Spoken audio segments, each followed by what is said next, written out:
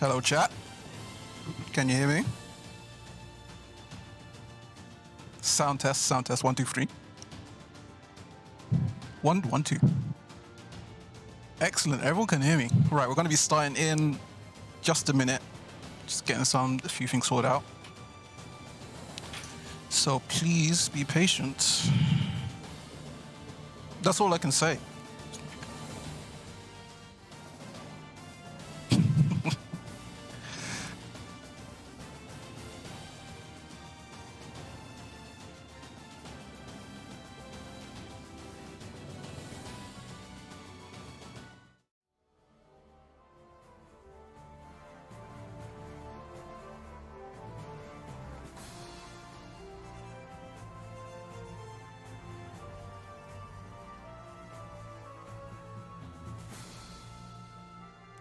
Hello everybody and welcome to SoulCalibur UK's first ever online tournament. My name is Danarai, joined by the illustrious, the wonderful, the wholesome, the man with no facial hair, Mr. Holy Cup. You could have left that last part out. Thanks for the rest. How's it going, buddy? Yeah, I'm great, thanks. I'm really excited for this tournament. Really happy to be here and see all of the talent we're gonna have on display. Yeah. Oh, definitely. It's been a long time coming. Been in the works for a while, but Nashly, Dragon, Tapioca, and Pika P are going to be here to make your tournament experience as smooth as possible. And we've also got a massively stacked bracket too. I mean, we've got 32 people minimum, I think it was when I last checked. Let's have a quick look. I'm going to refresh smash.gg page. Yeah. Oh yeah, looks like we're on 32. 32 people for our first ever tournamento. And some big names in there. Some massive names. We got Andy, we got, excuse me, we got RPO, we got Neon Jackie, we got Baddie, we got Lai, we got Blade. We've got two new people, Zangetsushi and What Do I Press? We've got Dex, we've got Loz, we've got some of the classic UK people that you'll see everywhere around the community. It's going to be a fun day. It's going to be a long day because we've got 32 people. It's going to be a great day. Yeah, I mean, I'm not complaining. I want to see as much top quality SoulCalibur as I can. And with a bracket like this, we're definitely going to get to see that. It's going to be sickness. So the first game that we're going to be seeing on stream looks like it will be Silas versus World Brandstar. So I first met these two people. In person at NSC. It was a great experience. Brandstar, such a wholesome man. One of the biggest but most loveliest Scottish people I've ever met. And plus, you know, Silas. But it's going to be a Scottish showdown for the first round. It's going to be Raph versus. The last time I remember seeing Brandstar play, he's in Astamane. Yeah, but right. I could be wrong. Yeah. Yeah, he's been pretty loyal to Astroth for what I'm aware. And it'll be interesting to see these two fight because they play offline all the time back when the Scottish offlines were still going regularly. Yeah, I think as Tapioca's saying, the MIG Classic, the Maximum Impact Gaming Classic. But you know, yeah, big shouts to Astaroth players all around the world because your character used to be meh, but now he's pretty damn strong. So you stuck with it. You got him in Season 2. He's a great character now, and hopefully we get to see a great match. I'm sure we will. I'm sure Brandstar will have done his research on this matchup because he comes across Silas all the time in brackets. When you fight somebody as regularly as those two do, it's probably not even a labbing session thing. It's just how many times do I have to play you to give you the download? And these two players have definitely played each other enough to understand each other really, really well. Absolutely, yeah. And having that kind of read on your opponent, knowing those sorts of habits and mental mind games is really great for an Astaroth player because he's the kind of character who can really cash in on damage when it comes to a correct read. So even though this matchup, Astaroth versus Raphael, wouldn't typically be considered in Astaroth's favour, I think we could see some surprises in this matchup, just because of how well Brandstar knows what Silas likes to do, and if he can get a read on that, he can cash that out into big damage. It's definitely a case of playing the player and not the character at this point. Mm-hmm. When you know somebody so well, you've played them your entire life, pretty much like me and Wish, we just there is no character play anymore. It's just, what kind of nonsense is Wish gonna pull out of his ass today? But it's the best kind of glue sniffing nonsense, and I love him all the more for it. So while we are waiting for the two Scottish lads to jump into the lobby, Mr. Religious Fish, Mr. Pious Cod, Mr. Holy Carp, what do you think is going to be the outliers today? Like, what kind of characters do you think we're going to see that we don't normally see from these competitors? That's a very good question. I'm hoping to see a good amount of Talim. There's a few Talim players that I've clocked in the bracket. But one thing I love about this game in general, especially the state that it's in right now here in Season 2, is that every character is just terrifying. There is no character that I'd see in a bracket and think, yep, got this free. Everyone in the roster is capable of doing some serious damage.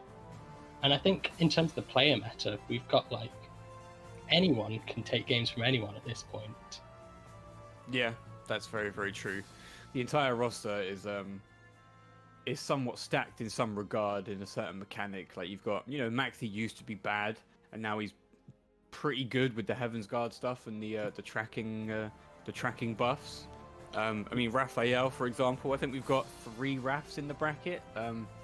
Characters absolutely insane. So you've got some of those QPs coming in fast. We've got some of those prep transitions, especially prep A. And Astaroth, with his new tech crouching grab, he's also got new lethal hits from even you guessing correctly on the breaks. So yeah, every single character's got some pretty sick stuff in Season 2. Yeah, it'd be nice to see some characters that we're not used to seeing. Are there any characters that you're looking out for yourself? I mean, obviously, as a quote-unquote Maxi main, got to put that in quotations. I would love to see a Maxi, but we don't have any Maxis here as far as I'm aware. Like, the only European Maxis I really know would be Yin and Fanli Jr. And I guess Dom subs Maxi, but he's not in the bracket. Yeah, that's a but shame. you never know. There are some of these people that I don't know quite well. Like Avon, I think, is from the Spanish community. We got Loliet. Not familiar with them. Samael from the SoulCalibur community rings a bell, but I don't think plays Maxi. So you never know. I could be surprised. I think Samael might be an Ivy player, unless I'm mixing up with someone. Could be right, actually. One for you then, Carp, I see. One for you. Absolutely, yeah. I know who I'll be cheering for.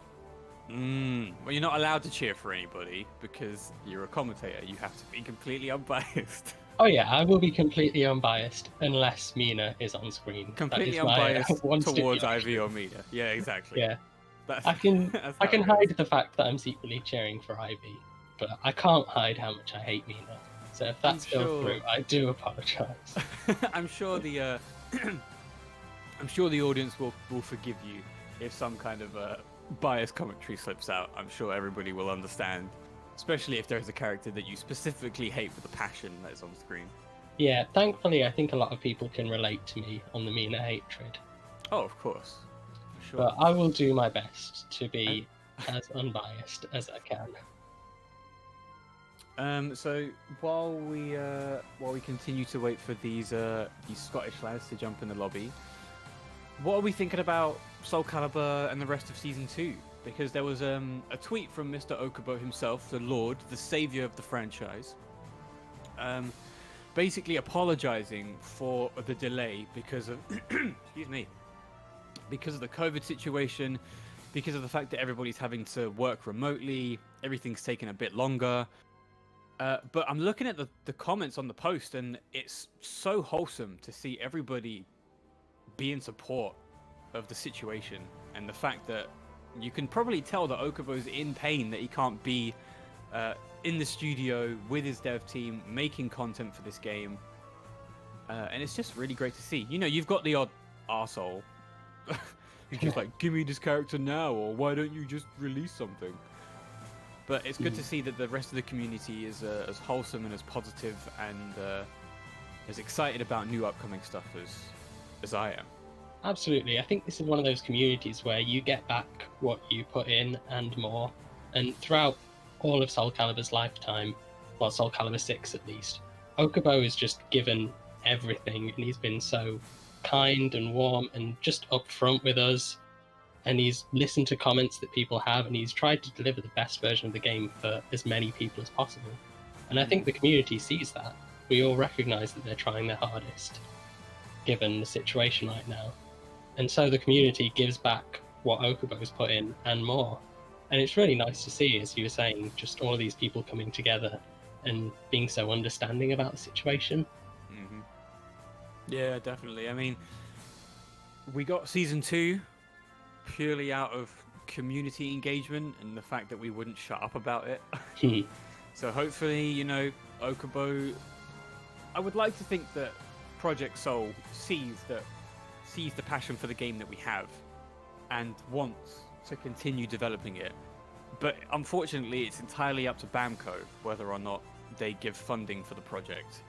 And once again, I really hope that they see that the community is what drives this game forward. We've got some higher numbers than we've had in the past year or so. So seemingly out of nowhere, probably because of Game Pass, but also probably because of the sale that we just had that was on Steam. You could have picked the game up for about 75% off plus DLC and stuff like that. So, you know, hopefully we get those people to stick around. Hopefully we get them into the community. We help them integrate. We give them a place to enjoy the game without fear of isolation, and then we get them to stick around, and then we get a Season 3. That'd be great. Yeah, hopefully. I mean, if we could push for a Season 2, then I'm sure we can push for more content, more from the developers, because they're listening to our voices and they're responding. So I feel like it's in our hands if we want to see more. Oh, for sure. Definitely. So enough chit-chat, Carp. We got a game to commentate. Silas versus Brandstar. Raph versus Astaroth. A history of Welcome. I shall grant you death. Pretty good stage for an Astaroth to get those cheeky ring outs, especially with a 2-2-B read. But Raph has got those wall combos, he's also got those ring out combos, so, you know, pretty much an even mapping, I would say. Yeah, I think Raph definitely wants to be here as well, because look how far he's just carrying Astaroth, just by poking him. Raph is just so good, like any poke, any launcher, and he's carried you straight to the wall.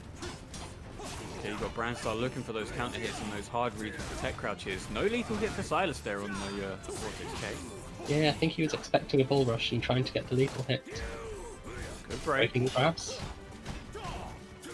It's -12, no punish. I mean, does Astaroth have a front-facing I-12? It probably wouldn't have reached from there. He's got 4A, but it's really stubborn. And I know a lot of Astaroth players are fans of just taking their plus frames and enforcing a mix-up. Which is a strategy I respect. Alright, that was a good interrupt into the break attack. Getting that lethal hit, you can't take that. You gotta just stand-up blocking. One of the new moves in Season 2 for Astaroth, basically grounded follow-ups. Oh, and he just misses the grab punish. That could have been a ring out. Brandstar definitely looking for it. You can see him trying to bull rush him, trying to get those knockdowns on counter hit. No duck on the Shadow Evade K follow-up with Soul Charge. So, oh, and he gets hit out of the armor. Brandstar was looking so good there, but the double, massive, triple, quadruple, million hit by Raph just knocks him straight out of it. Yeah, that was a good option if he wasn't in Soul Charge, but while he's in Soul Charge, he's got those million hits. The prep BB A plus B. Oh, good step on Shadow Evade B, but no punish. Okay, we're getting the Silas special here. The 1K's in neutral just because why not? It's a tech jumping 1K. Oh, and there's a lethal. Yet another Silas special. Oh, but he drops the combo. That could have been a wall splat into big damage. Okay, Brandstar on the attack again. We've got one more 2-8 to go. He tries it again, but dodge.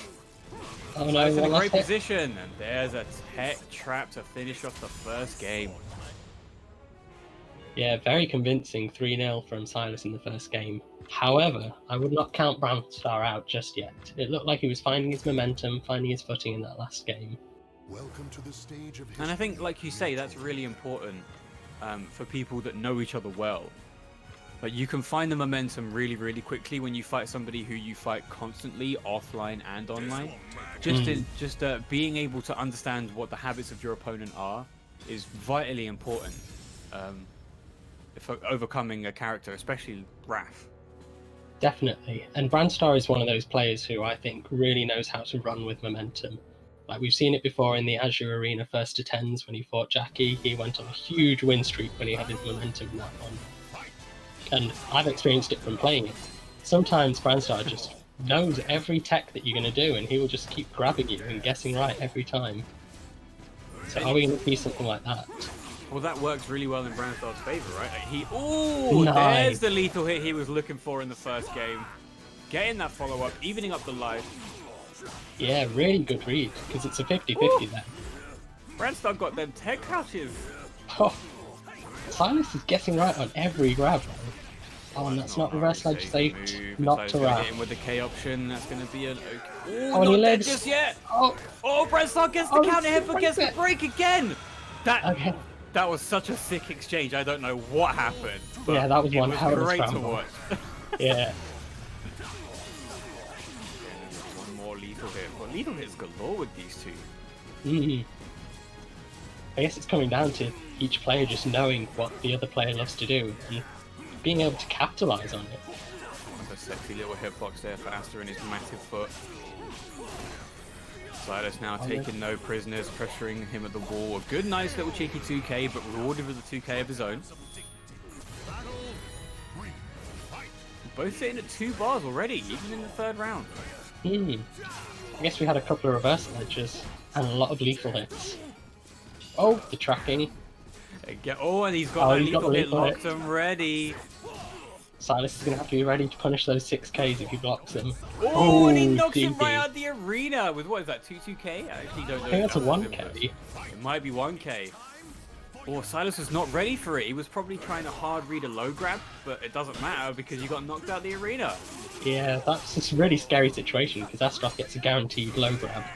So Silas was probably thinking so much about what low grab it's going to be. Didn't expect the 1K.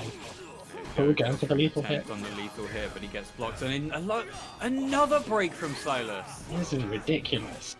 This man is just guessing. Oh, he's not going to Oh be no, he's out of range. No, and there's the whip punish. Great step, but not an amazing punish there for Asta. Oh, but he's on the comeback. Good Oki. Oh, nice clutch duck from Silas. Beautiful duck.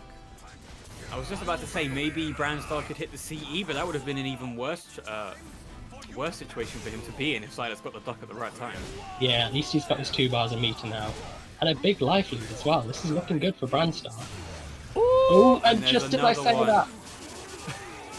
Commentator's curse. And the soul charge combo. Oh! Nice! That's not going to be a rain but it's going to be a very, very close life. And he hits him with a running K! One of the classics. That's something you never really think you're going to see in a tournament. Yeah.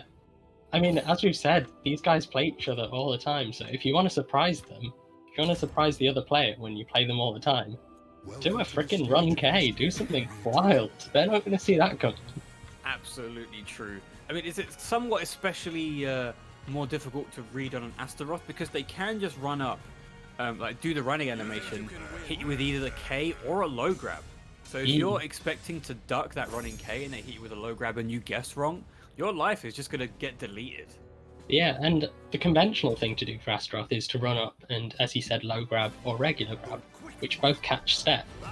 So you're not going to be stepping for the run K, are you? No, definitely not. It's a very tricky situation to be in, especially against an Astaroth. With this massive hulking green golem running at you, it's just a scary sight. Oh, there's another one! Speaking of scary sights, body splash. What's the follow-up going to be? Good block by Silas, but Brand's going to get the follow-ups. Good patience from Silas. Doesn't quite get the lethal hit. And finally, a grab is not broken. Another 2A. And another armor! This man is insane. Yeah, using the armor against Raph is such a hard call-out, because this is a character who has so many multi-hit strings, and that armor loses straight to multi-hit strings. But Brandstar just hitting the perfect spots to throw out the armor. And finally, Brandstar's guessing right on grabs, but he overcommits with a jump in. Oh, and Silas gets that 3B retrap into prep transition, but it doesn't matter because another grab that isn't broken.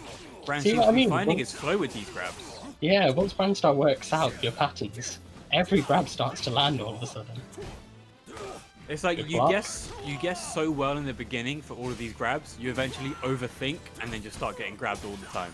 Yeah. Yeah, there's Astroth side 12. Good launch from Silas. Evening up that scoreboard. But as we saw, don't count Brand or Silas out because it is currently 1-1. Astaroth sitting at 2 bars could very easily get 2 CEs in 1 round and close this. Yeah. Could easily get 1 CE and close this out. Good Good Balba. options. It's not going to punish. And he challenges 3B on block. Dangerous decision, but a very brave one. That was a really nice move to challenge it, because it's a high, so it won't get AGI'd, followed by a mid, so it'll still hit him out of the Shadow Evade. Somebody stop this man. 1 more round and he puts Silas into losers. And Silas with the yellow guard gauge. Brandstar having both guard gauge and meter at his arsenal. And I mean, a round up, so he can afford. Oh, nice 6-6B with the amazing hitbox there from Kyoto to both. Good on Brandstar there. Didn't want to challenge again because he thought Silas was going to account for it. But still, not a massive life lead for Silas. Yeah, he's just been slowly chipping away at Brandstar, and is this Oh, and there's the Oh! CE. Of course it will. That is completely unreactable online. Brandstar's going to put him Offline into too. pretty much offline. Yeah, fair enough. Oh, Gets the catch OG him rolling. situation, and he's got 1 more grab, 1 more mix up to go, and Silas is dead. What a step! one more. Is he going to hit it with something? No. Oh, Oh, 6-6 is Silas going to make this comeback pattern? Good roll. Good roll. Okay, Brandstar's going to be looking. Oh, he's going to definitely be trying to look for those guard breaks here, especially if he can get a ring out from it. So this is Silas we're talking about. Not going to go down without a fight. Good step into ball rush and another one into a back grab. Brandstar And he's starting got the 2 frame so bars. strong. There's the first bar. There's the first Silas one. almost lost his one. Ooh, this is so close. The 1KB. That was perfect spacing by Brandstar. Going to hit him Oh, with and those plus Silas with frames. perfect odds. Oh, and there's another break from Silas. Good whiff Good punish. punish. Brandstar does have a bar. He's going to have to use it very wisely. Brandstar's going to hit away. Oh, and he gets him with a 2K. He was probably just a bit too scared to press. Especially Brandstar dying since, with a bar of meter as well. I know, it's such a tough situation. I really think Brandstar was getting tunnel vision for the CE because Silas was down to about 80 health. Perfect range for CE kill. It's a tough thing to get over for sure. When you've got a situation where your CE will kill, you kind of get it in your head that that's how you want to kill because it's the less risky option in general. You've pressed 1 button, you could kill. Even if you whiff, you never know if they're going to whiff punish you. You just kind of want that hard read. But congratulations to Brandstar regardless. Managing to take Silas a game down plus 2 rounds. That's no mean feat. Especially for an Astaroth versus a Raphael. That's bad. I know, right? I can't believe that was the first match that we've had. That was round 1 in this bracket. It definitely seems like Europe Caliber has gotten way better. Gotten is not a word, I do apologize, but has become way more advanced. Especially from the EOS. Oh no, sorry, not the EOS, the OFC that we saw yesterday. European Caliber is just, it's advancing on another level, and I'm loving it. Every single tournament, we get hype matches from the first to the last. Just give me more. Give me more. Absolutely. Yeah, these players really stepping up their game. It's such a pleasure to watch because I swear every time I see these sets from the same players, like I've seen Brandstar and Silas fight so often, but every time I see them fight, they've got new tech, they've got new ideas, new things that they're testing out, and just incredible reactions to what each player is doing. Like, the improvement from some of these players is really incredible. Definitely. So coming up next on stream, we're going to have another round 1, a winners round 1 set for you. It's going to be Neon versus Jackie.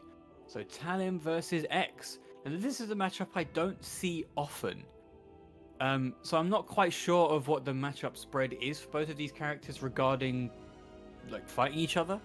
But I personally, as players, would put Neon slightly above Jackie. I suppose in terms of their accomplishments, Neon has taken games from some incredible players, and he's placed very well in offlines before. But Neon's definitely made a name for himself, no doubt. Mm-hmm. However, Jackie is no slouch.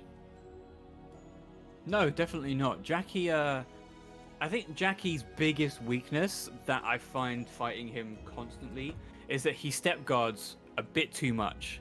He does 2G, 8G, 2G way too often. So it's very easy to fish for run counters. And there's, if you play a character that has really good counter hit confirms or has got really good counter hit combos, it's pretty tricky to get out of if your habit is step guarding. That's true. Although I do think step guard will come in handy against a player like Neon and a character like Talon. Because she's got this great poke. She's got her 6BB/6BK, which is just generally amazing for like taking your turn whenever you want. So having that occasional step guard on lock will definitely help keep Talon's poke game honest. Oh, for sure. I mean, we're seeing Jackie starting off strong here, but Neon pretty much immediately evening up the score. Goes for reverse sledge, no cancel though. Good counter hits from Jackie. Catching Jackie's Neon full out counter. offense. Yeah. And another nice. 4-4-B. One of X's best moves. That backstep is ridiculous. Yeah, I can definitely tell that you're a Maxi player and you've been traumatized by that 4-4-B. Oh yes, more than enough. I mean, Maxi's got range on some of his moves, but generally, if you hit that 4-4-B, you're gonna make me whiff 99% of the time. My favourite button in the Maxi matchup. I hate you so much. Though. I mean, not only do you play Ivy, a character that makes me chase, playing 4-4-B Zhanghua is even worse. Yeah, but it's just so much fun. I just don't have to think about what's happening on screen. I can just 4-4-B my troubles away. But that was an amazing Speaking lead. of 4-4-B, yeah, that was a great call out by Neon. Oh, the 4-4-B didn't work. There's a reversal edge by Neon. We'll see if I it's going respect to be that. good. Cool. Yeah, he let the reversal edge go. I think most players would expect the Talon to do a reversal edge cancel. And that's why that reversal edge hit. Some good mind games from Neon. Oh, but he doesn't spend the bar for the CE. Oh, the backstep is not going to... Oh, it just catches his foot as he backflips. Yeah, that's why he didn't spend it early. He was waiting for that punish. Waiting The for last it. guess game. Neon guesses twice. He goes for the mix-up. Oh, GI at the wrong time. You know what? It's just ironic that Fergus says, if you're one of those players that GI's on what is it, minus frames? Oh yeah. Then you're one of the worst people ever. You got Neon here, just He GIing GI'd on on those plus plus frames. frames. Yeah, exactly. This man, what a mad lad. What a mad lad, eh? Oh, good call by Neon for the cancel, but just got caught by the stance transition there for Jackie. Goes for the low. Hello.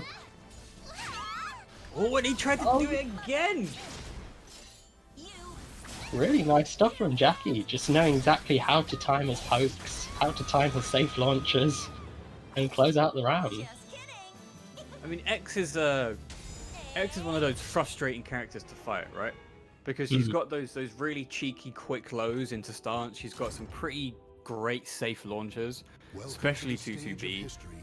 Plus, her voice is very annoying. So it doubles up on the amount of toxicity that you have to avoid when you fight an X. Especially in this matchup as well, because I've got to say Talon's voice is pretty annoying too. To be fair, you're right. Talon's voice is almost equally as annoying. You know what? The three voices that I hate the most are X, Talon, and Mina. Oh yeah, I can't stand Mina either. Such smug little annoying blares.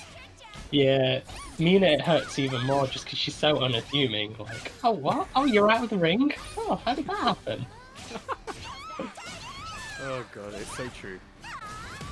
Damn, Jackie But running through Neon. God damn. What is Neon not doing that he should be? I mean, right off the bat, he's not doing enough 2-2-As. He's not doing enough of the stance grab transitions because Jackie's not blocking them. I think Neon's struggling to find his timing as well. Jackie's just finding all the right moments to counter hit Neon out of what he wants to do. which is quite easy for X to do, especially with an I-10 AA, a really quick I-12, pretty decent I-14. Oh, that's twice he's been hit by that backstepping AGI. Yeah, I don't see that used very often. I also don't see Soul Charge used very often from Shanghai. Crybaby, do it. Yeah. There you go. You know it was going to happen at some point. Yeah, The but cheeky Neon didn't. Crybaby kill. And now Jackie, 2 rounds up. Oh, but he gets hit with a wind cannon. That's a good way to start a comeback, Leon. I think it's the thing that you don't remember exists in Zhanghua's toolkit until you get hit by it 4 times in a row, is Crybaby. Yeah, you have to... You want your advantage when you grounded somebody, but nope, if you've got even the slightest hint of minus frames on knockdown, you're getting Crybaby. Yeah, I think everyone needs to be in a position where they lose a tournament game to Crybaby, because that's what it will take for you to never get hit by Crybaby again when you're about to lose the match. Oh, and that wow. perfect read on that AGI, gonna get a pretty decent combo. Soul attack transition, good call, but Neon's gonna hit that soul charge button. Oh, but he doesn't get whiff punished. Oh, this is gonna hurt. Yeah, this is gonna be a cancel. Oh, he cancels it! And it looked like Neon knew the cancel was coming and predicted the grab, I think, because he woke up with the low block. Jackie, 1 mix-up from taking this. Ooh. Nicely done. Pretty bad call by Neon there, wanting to go for a vertical when we've seen Jackie just step blocking all over the place. But GG's to Jackie for taking that 2 games to nada over Neon, putting him in that loser's bracket. Yeah, really impressive showing from Jackie. Very impressive. So next up, I think, Nash, are we going to go into the next round 1? Or are we doing round 2 when it's on stream?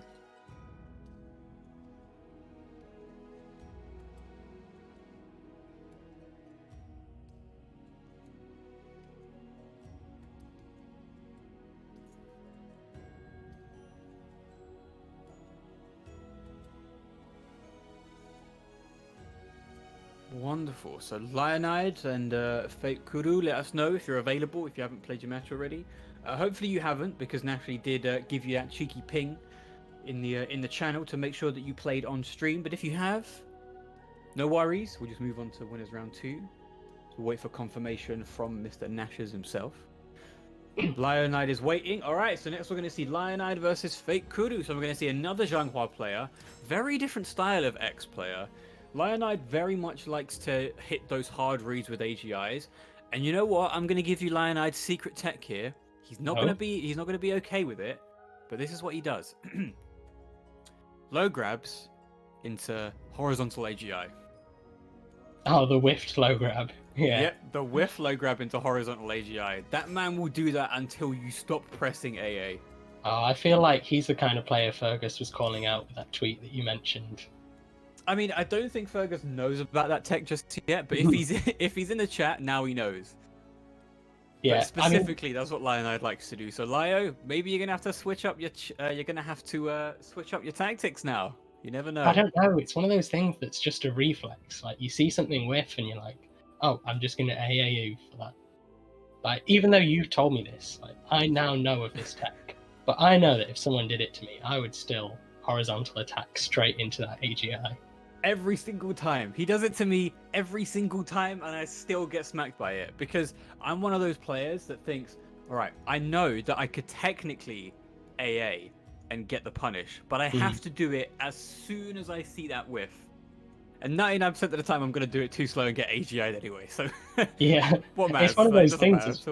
Yeah, but it's like, do you want to keep doing it and train yourself to punish it the proper way, and obviously learn to AA even faster? Or do you just accept that, okay, I'm going to get lethal hit every time for this? It's so true. So let's give you a bit of an update on the winner's side. We've got, so Andy Rue took it over Kariko 2-0. For the next match for him that's going to be on stream will be Andy Rue versus Gundab. Haber took it 2-0 over Ivan, or Avon. Apologies, I'm not sure how to pronounce that. And Zaman Fu took it over What Do I Press? A completely new player to SoulCalibur, so big props to her. And Zan Getsushi for jumping into the tournament. So then the winner side is going to be Habaduba versus Zaman Fu.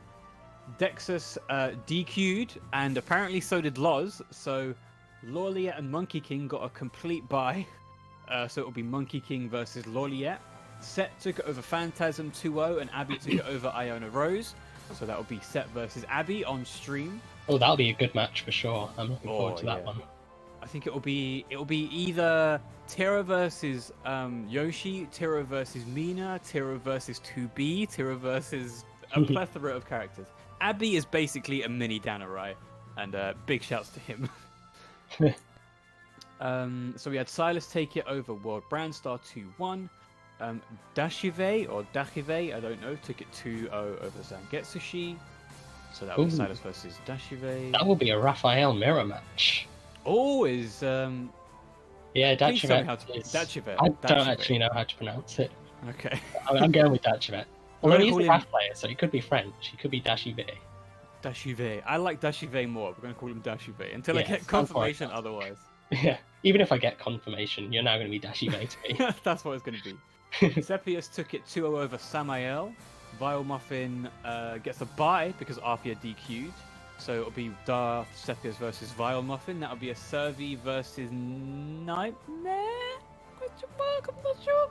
Maybe. Jackie took it 2-0 over Neon. And then the winner of that will go...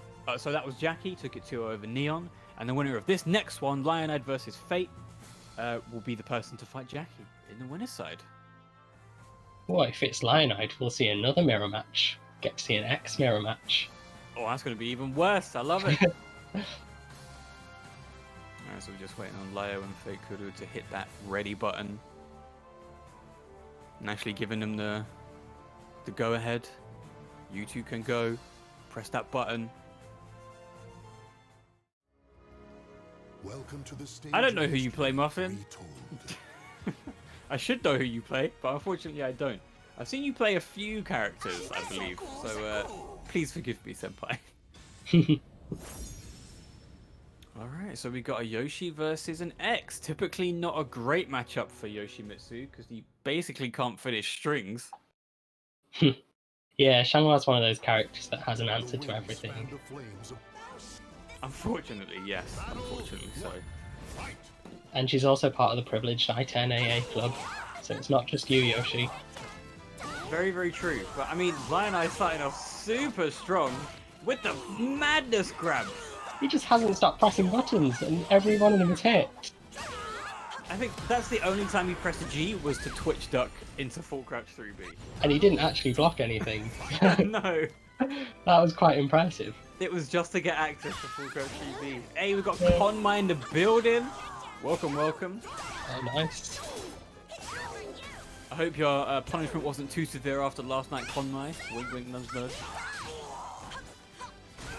I guess I won't ask. All be revealed soon, my friend. All be revealed soon. As an Ivy player, I usually love hearing that it's punishment time. I don't know about that one. All full crouch 3K getting whiffed, and the 4A gets whiffed as well. Two complete opposites, the low into the high. Lioneye just got them reads. Yeah. And Fake Kuru blocking low, but he didn't quite capitalise on it. Oh, the crybaby. No, oh, he only gets an AA punish. Could have got way more. I think 6K is the optimal punish for that now, since it's minus 16. Mm. Oh, good patience by Lioneye there. He's going to keep hitting buttons. Oh, he can't. Soul Charge for Yoshimitsu, one of the more fun Soul Charges in the game. Yeah, this is terrifying, Yoshimitsu being in Soul Charge. But it's not scaring Lionide. Somebody fix that man's hitbox, or that woman's hitbox. Oh, and Lionide showing the best defense is a good offense.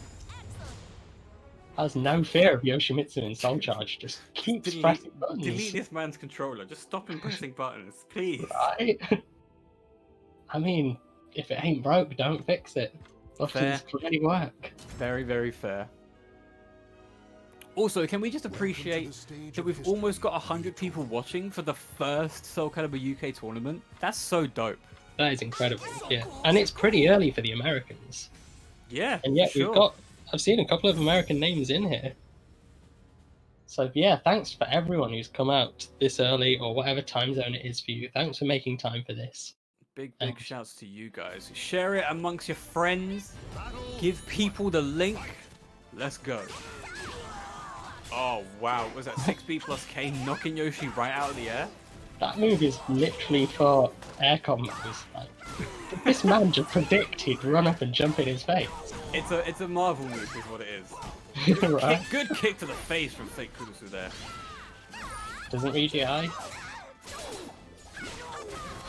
Trying to reverse the momentum, but as we know, 3B on block, especially against an X, is a very, very dangerous situation to be in. Yeah, that was a very nice response to 6A plus B. Right, should we count how many times Lyle actually presses the G button? Do you want to take bets? I'm going to say 4 times. I'm going to say 2 in the rest of this game, or this round. I mean, I believe it. Oh, that was Okay, one. so that was one. That was one. Yeah. And that was 2.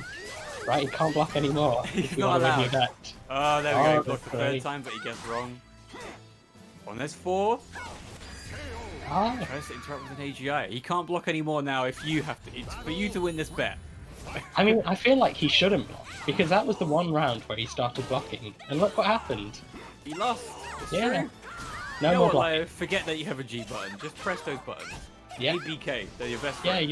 you're Yoshimitsu, you don't need the block button. It's holding you back. There we go. Now we're seeing some buttons. Seeing way more buttons from Fate as well. Great. Mhm. GTP doesn't finish off the combo though. Sitting in a step. Oh, weird call on the CE, but it doesn't matter because Lionite just lets go of the guard. No Yeah. kill though. There's like 1 Oh my HP God. more. Look at the pixel! There we go. Another kick Oh. to the face. Gets Kurusu that 2nd round for him on the board. And jump A. Nice, the classic X combos. Okay, here we go. We got the Lionide pressing buttons attack here. He also has 2 bars. Is he going to try and risk it? But it doesn't matter. Oh. He gets interrupted. And there you go. Oh, he 2 loses rounds his apiece. bar. He's going to get one immediately back, so it wasn't that much of a bad call. Yeah, that's true. And Lionide on 2 bars a meter, so Lionide's in danger of getting lethal hit by Yoshi because of that. If he... Oh, what a break. But he's still going to be in minus frame, so he gets a cheeky AA. I mean, that's a really dangerous position to be in, right? If you've got... Oh, he doesn't follow up! Oh. Okay, Fake Kurusu not following up with the correct Soul Charge options, but still in Soul Charge, so still a pretty dangerous situation. Oh, what was that? That was not the direction you were supposed to attack in, and he's think- going to pay for it. He tried to do Trooper Roll Cancel into Med A, but Lionide was able to step it really well. Mm. And then Kuru freezing up at the end, allowing Lionide to secure that win. Nice cheeky little low there from X. Giving Lionide the 2-0 win. But respect to Kuru for nearly making that comeback happen, bring it down to the final round. That was some good adaptation. Especially since it looks like... I mean, look, you can't take online rank to mean much. Because, I mean, skill is still a sprout. And, I mean, Kiva's like C rank. But for the situation where we currently don't have an offline scene, all you've got to go on is what rank you see on somebody's name, or next to somebody's name. And I don't know how much Fake Kudu actually plays, so it could be a matchup knowledge thing, it could just be an unconfidence thing. Yeah, it did look like there was a little bit of matchup unfamiliarity. And this is definitely one of those games where you really do need to know your stuff. Like, every character has so much in their arsenal that you do have to be aware of. So if you're not really on top of all of the matchup knowledge, all of the intricacies with your character, it's quite easy to get overwhelmed, especially by a player like Lionide, who's just going to keep pressing buttons, who's going to find what you're not used to seeing, find your weaknesses, and just keep exploiting them. Exploit the hell out of them. And you know what? I just want to clarify something for people may not hold this view. Okay, here comes the hot take. But it's not even a hot take. The tournament scene and a scene in general is made up by people who go 0-2. Absolutely. The entirety of your scene is not made up of top players, it's not made up of commentators, it's made up of the people who continually, day after day, go through the game, continually try and get better, keep pushing, keep pressing on, and make the scene a better place. Yeah, the scene wouldn't exist without those people. So, And I think a lot of people that's my forget. hot take. Yeah, I don't take that as hot at all. I No. completely agree with that. And it's easy to forget and not appreciate just how many people do go 0-2. Like, just statistically in the bracket, I forget what the percentage is, but anyone who loses the first match and the second match, so that's in a 32-man bracket, that's what, 1, 2, 3, 4, 8 people who are going to go 0-2 out of 32. It's So true. that's a quarter of every entrant goes 0-2. That's the most common score that you can get. So it's not something to be super ashamed of or anything. Especially if you're the kind of player who can take that and use it and improve and come back and do better next time. And I have personally seen that in a lot of UK players. From when I started playing this game and when I first went to my tournament, when I went to the first tournament, which was Battle of Destiny. There are some players who I've come up with, people, and I'm going to name them because they're amazing people and they're pretty much the people who have kept me in this community. People like Eyelash Wish, people like Los Kias, people like Lionide, excuse me, people like Kariaku, people like Iona Rose, people who typically won't be the best of the best, but have kept on grinding, have kept on supporting the scene, have kept on pushing to make sure that not only that their gameplay continues to improve, but also continue to push the game itself. And the best thing about that list of players you just gave me, I would have no idea if you just gave me that list of players that you were talking about, the kind of people who showed up and initially went 0-2 and just kept working on it. Because now I see all of those players as really strong competition, like people who really know what they're doing. So it's just testament to exactly what you said, that these are the people who take the losses and then hit the lab and just work at it and come back stronger every time. And it's amazing seeing so much of our scene here in Europe doing that, because we're really at a point where like, half of the bracket is killers. It's so hard to call what's going to go down. I mean, obviously you've got your typicals like your Andy Ruse and your Silas, but who gives a damn about them? Right? Who gives a damn? When we've got people like Brandstar almost taking 2 games over Silas. Like, Yeah, that was hype. I really want to see more Brandstar. Oh, definitely. Definitely. But speaking of Andy Rue, we've got Mr. Eclipse Andy Rue SC jumping in the lobby right now, facing GST Gundab. I don't know much about Gundab. I don't know which scene they are particularly from. I don't know what GST stands for, but that makes it all the more exciting for me to see what they're going to pull out the hat. Yeah, same here. So we've got a Siegfried player. Oh, we got a Siggy. I see. Are we gonna see some Dexus cloning going on, or we're gonna see a completely different style of Siegfried? Who Yeah, that's the knows? fun thing about this character. There's so many ways to play him. I have no idea what we're going to get. I'm hoping for the crazy Dexter style. That is definitely very fun to watch. I would personally like to see a completely new style of Siegfried. Yeah. We've seen, like, no disrespect to Dexus, but we've seen him so much in tournaments recently. So it's good to see a breath of fresh air kind of Siegfried play. I'm instantly seeing a very aggressive style now. Oh, great great step step. by Andy. If there's one thing that Andy is so sick at as his ass, it's finding the situations where that 4K lethal hit works. Yeah, just in general. Oh, and another lethal hit. I was going to say, in Kill. general, Andy is so good at optimizing every situation. His knowledge of this game is incredible. He's sat there, he's labbed, he's looked in all of the discords. Like, he knows his stuff. And as soon as he makes a read, Discord tech man, and there's another one. Yeah. 4-4 A plus B. What So a mad lad. every hard read Andy has done has been a lethal hit so far. This is ridiculous. It's great. Okay, good 6 AA there from Gundam. Yeah, good work from Gundam, not being too afraid from what just happened.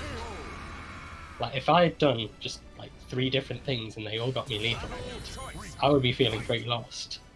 But Gundam's definitely still making it work, still being a challenge. Hitting him with those 6-6As.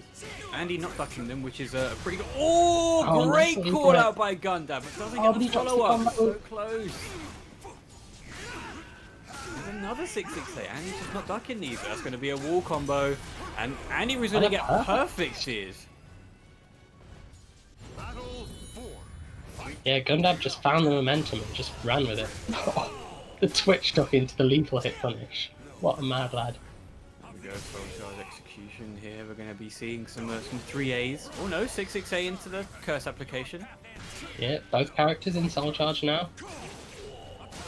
There's another one. Oh, 4-6B caught him stepping. This is going to be dead. Andy Ruiz going to take that first game. Yeah, perfect him right back. Gives him the cheeky re-perfect. Love to see it. So that wall, completely walled stage. Pretty good situation for a Siegfried to be in, especially with his 6 AA wall combos. Pretty good against Zaslamel as well, because you don't want to let Zaslamel have a ring edge. Oh, you definitely... Ooh, let's go! Seen a Maxi pick. Maxi boys in chat. MAXIBOIS, let's go. I believe that's MAX1 BOIS. Oh, you're right. No, Yeah. MAX1 BO1S. 1S, yeah. Because he's Max 1 boy, Bo ones. Yeah, in fact, the O can be a 0. That's just how damn good this character is now. Right, top 0 in his Top own 0. class. Yeah, created his own meta. Alright, Gundab. Well, apparently he seems to be more familiar with Maxi. Hits him with the left outer. Oh, he looks like he's trying to speedrun 7 stars. Already got 2 of them on the board. Well, speedrun 7 stars is difficult against Andy, especially against us as Ass in general. This matchup, not particularly in Maxi's favour, especially with the range advantage that he gets. Yeah, 4-4K Andy already showed deletes knowledge of 1B. this matchup. Oh yeah, he fights me a fair bit, so he knows what to do. Yeah, you're not going to get away with speedrunning 7 stars against this one. Unfortunately, no. As much as I'd love to good see. call. Nice duck. Oh, that's not. That's 3K.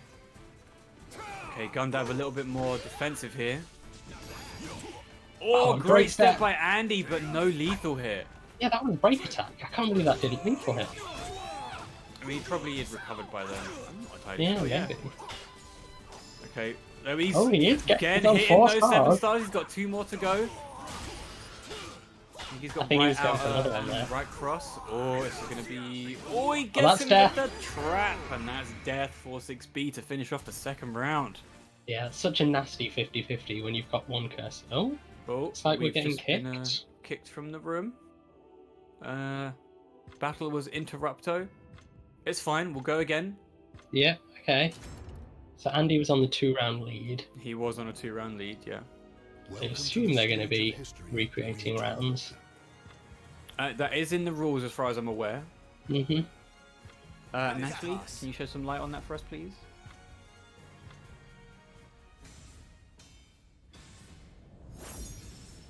Wonderful. Oh, they picked a different stage. Okay, it's fine. Once, while we reset this entire lobby, get them on the right stage, in the right win ratio. The Maxi matchup against Zas can be pretty difficult. The way that Richsticks has basically said to do it is play the hardest neutral you've ever played. So you play the 3K 1B game. You try and play the 6-6A game. Just have as many frames that you're safe on as possible. Because if Zas can start outranging you and hitting you with the 4-4A plus Bs, if he reads a 1B, it's pretty much over. 6-6A plus B without meter is pretty risky for Maxi to do as well, especially against the Zas. Yeah, and in general, a lot of the stance stuff carries quite a big risk against Zaslamel, especially if he has meter. Because Zaslamel can just pull the trigger at any moment and say, I'm in a GI, all mids and all lows, whilst attacking you at the same time. Break attack as well, so it'll just break through any PSL, any waving lights, any AGI you want to do as a Maxi player. Yeah. So when Zaslamel sat there with meter, especially if he has a curse on you, because if he has a curse on you, his CE, GIs, everything. So when you're in that position as a Maxi player, you're so limited in what you're allowed to do. So all I can imagine is, as you said, as Richstick said, just play really damn good neutral. The best neutral you've ever played in your life. Yeah, neutral like you've never neutred before. They've done. I think Gundab's done random stage again, so we're gonna have to reset this once again. Wait, is this the pirate stage or is it This is Cairn? this is best stage, the one with the great walls that work properly. Oh yeah, gotta love Yep. it. Gotta love it. Yeah. I think my new most hated wall is now the 2B stage wall. With the wall that doesn't exist but also does sometimes exist? Basically doesn't exist. If you're an Ivy player, it doesn't exist. Well, I mean, there's been some really weird jank with wall combos and ring outs. Especially on that 2B stage, but this is one of the only stages that Maxi can get his 3B ring out without a wall splat. Oh, nice. 3B right out at AK. This wall is higher than the Yoshi's Island one, and it's more consistent in giving Maxi a ring out than a lower walled stage. I think it's quite a good wall for most characters actually. It's the same with Ivy. She can just like do her little bow and arrow combo over this wall pretty consistently. Yeah. All right. So it seems like we're all good. Andy's happy to play the stage. Potentially, they're still just standing there. I guess they might be discussing what they're gonna do. Perhaps. Looks like Gundam just wants to play. Yeah, I would have thought Andy would just be killing him so they can select Cairn as the stage. Well, I think Andy said in Discord he's okay with the stage, but no. Yeah, I'm somewhat confused. Okay, so cool. So we will be going back to the gear out stage, and then we will be letting Andy go 2 rounds up. I'm gonna have to remove a player real quick.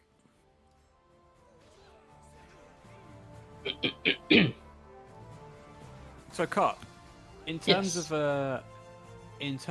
matchup spread, as an Ivy, which would you prefer to fight, a Maxi or a Zas? Oh, definitely Maxi. Oh yeah, I wonder why. Yeah, there aren't many characters that you're gonna get me to admit I'd like to play more than Zas. Just whenever Zas is on the screen, I'm generally not having a very fun time. I think that's somewhat of a general consensus regarding Zasalamel. Strong character, but very boring to fight if you play him effectively. Yeah, he's the worst kind of character if you like to play the game in a certain way and you're really stubborn about it. And I'm definitely one of those people. I'm very stubborn. I know how I like to enjoy the game. And if I'm fighting a character like Zasalamel who forces you to play the game in a very specific way, I'm just immediately like, nah, I hate this character. I refuse to adapt and play in a way that I don't want to.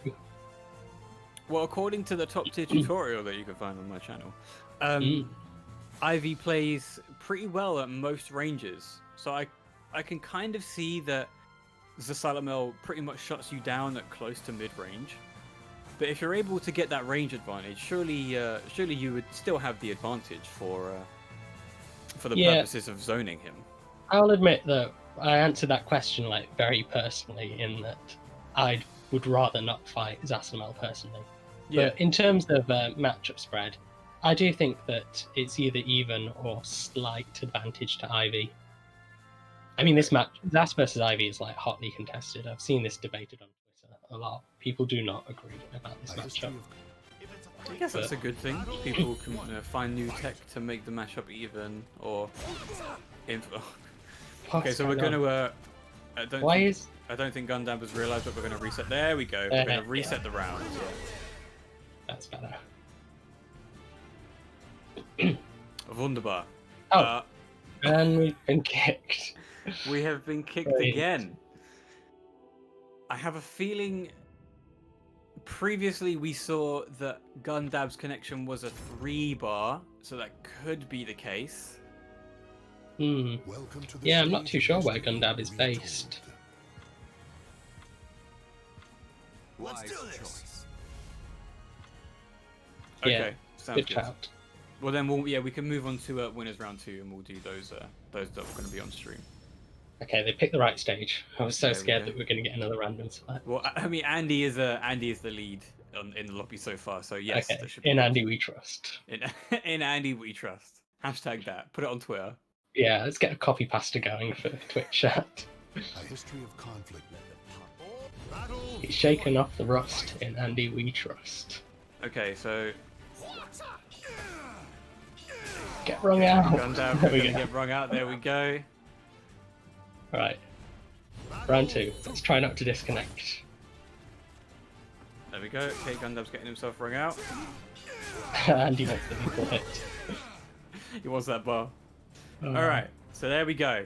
Back at square 2, I guess. Yeah. Square something. Wherever we are, we're here. Alright. Andy versus Gundam. Possible final round. Oh no, you can't step that. Good call by Gundam. Andy being very cautious. Stepped up. Wait, doesn't go for the bigger combo. Tries to interrupt. That is one thing that everybody should be looking out for.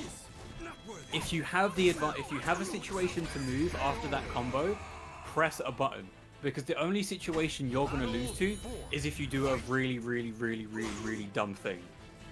Mm. So, like, if he does his 2-2-A counter hit combo, oh, good NG, but no lethal hit. He might have been able to push him even closer to the edge.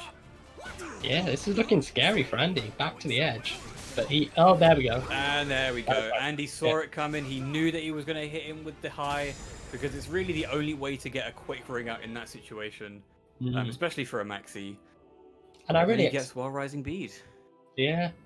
Good decision making from Andy, though. I think a lot of Zasamel players in that position are just like, okay, I need to get my 3A to ring them out, or I need to grab them to ring them out. But Andy just waited with his back to the edge, and he decided, no, I trust my ability to defend. I'm going to wait for an opening. And then, as soon as he found that opening, while rising B punish, out the ring. Out the ring you go. So GG's to Mr. Anders Ruiz. Moving on to the winner's side, or he puts Gundam into losers. And next up on stream, we are going to have Set versus Abby. Oh, I've been looking forward to this one. Oh, I have indeed. I'm expecting we'll see Tira versus Mina. I think so too. He's Abby's way more comfortable on Mina than he is on any other character. I don't even know what the Tira Mina matchup even goes like. That's not one that I'm used to seeing.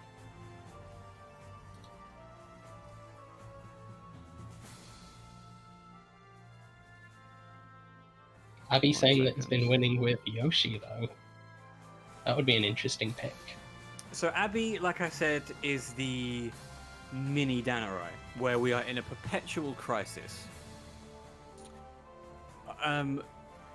As people may know, while I do play Maxi the most, I still am not happy with the current cast of characters. I still have a couple of mains, or old mains, left to get included into the game.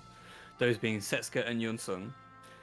But Abby seems to be finding his footing in completely different characters to the ones that I have. I mean, I would really not want to touch Mina with a 10-foot barge pole. Nope. Which is ironically the weapon that she uses just with a blade on the end. Yeah. So yeah, I'm more of a, Mitsurugi Yoshimitsu. I like that kind of style. I also like the Maxi with the crazy stance transitions. Whereas Abby seems to be going for just pure annoyance. Yeah, I respect it. Mina, 2B. They're definitely yes, the of most course. annoying characters for me. But if for a bit of context about Abby as well, he is a fresh player to SoulCalibur 6 as well. Did actually play Tekken before he came to SoulCalibur 6, but has integrated himself into the SoulCalibur community really, really well. Yeah, for sure. He's just got a really great attitude in general. Like, as much as it pains me to say it because he is a Mina player, yeah, Abby's just a really cool guy, a hard worker, and just wants to get better at the game.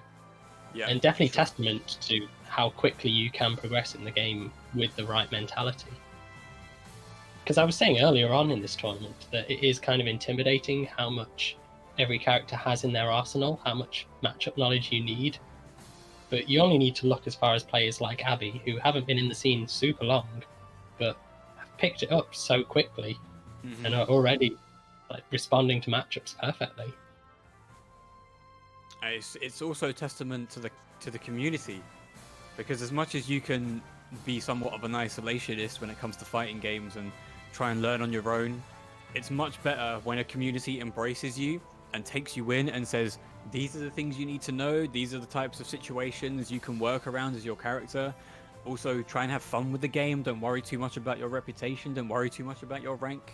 Just enjoy it. So big ups to the SC community and big ups to Abby for jumping into SoulCalibur so soon and progressing really quickly. However, Set is nobody to look down upon because he is an incredible player, especially on Tira. Dude is insane. Just so solid. Like every time I watch Set, I'm surprised by like all of the perfect punishers, the excellent knowledge that he exhibits. Oh yeah, the knowledge that he has of Tira rivals Blaze, especially with their movement knowledge. They move very similarly, I would assume. Yeah, I would say so as well. I feel like Blade's quite a feeling-based player. Like Blade plays a lot on feeling, and Set's got a more kind of methodical approach to it, I would say. Like, I don't know if everyone would agree with that. No, I think I would definitely agree. Yeah, Set's someone who seems to have done his homework and he's got a lot of experience in all his matchups. Like, he's just sensible and clever. Very true. Way more methodical, understands matchups quite well, and plays the best Tira game that he can. Because a lot of the time you'll see him play the same way. He won't really adapt a playstyle unless he absolutely has to. And sometimes, even if he doesn't have to, he will just to mess with your head. Yeah. There's another 6-6 and Jolene is going to get the gloomy switch. Didn't react So to close. gloomy. Very, very close. Yeah, very nearly gave Abby a chance to come back there. Abby is now sitting at 2 bars, and we all know the pain that is the Mina Soul Charge. Yeah, we're definitely going to see some 6-6As in the Soul Charge. Oh, Okay, Abby it's not time to go punishing. wild. Not punishing the headache. Oh, I'm not expecting the second hit. Nice reset. Abby holding strong with the defense, not pressing guard at the right enough times. Good call by Set, just backing off as much as possible with that superior 4 button. Yeah, I like what he did there. I like how he just ran backwards, and then as Mina approached, he did a jump B. The double GI, and there's another 6-6B, going to close out the game for Set. Nicely done. So are we going to see some adaptations from Abby? And will one of those adaptations involve switching to Yoshimitsu? Welcome to the stage of history. I don't know. I'm going to I think he call should it go and with say that. Mina. I'm going to say he might stick to Mina, yeah. Yeah. Oh no, he switches to we were both Yoshimitsu. wrong. I mean, I'm Interesting. always happy to watch a Yoshimitsu because Yoshimitsu's a hell of fun to watch.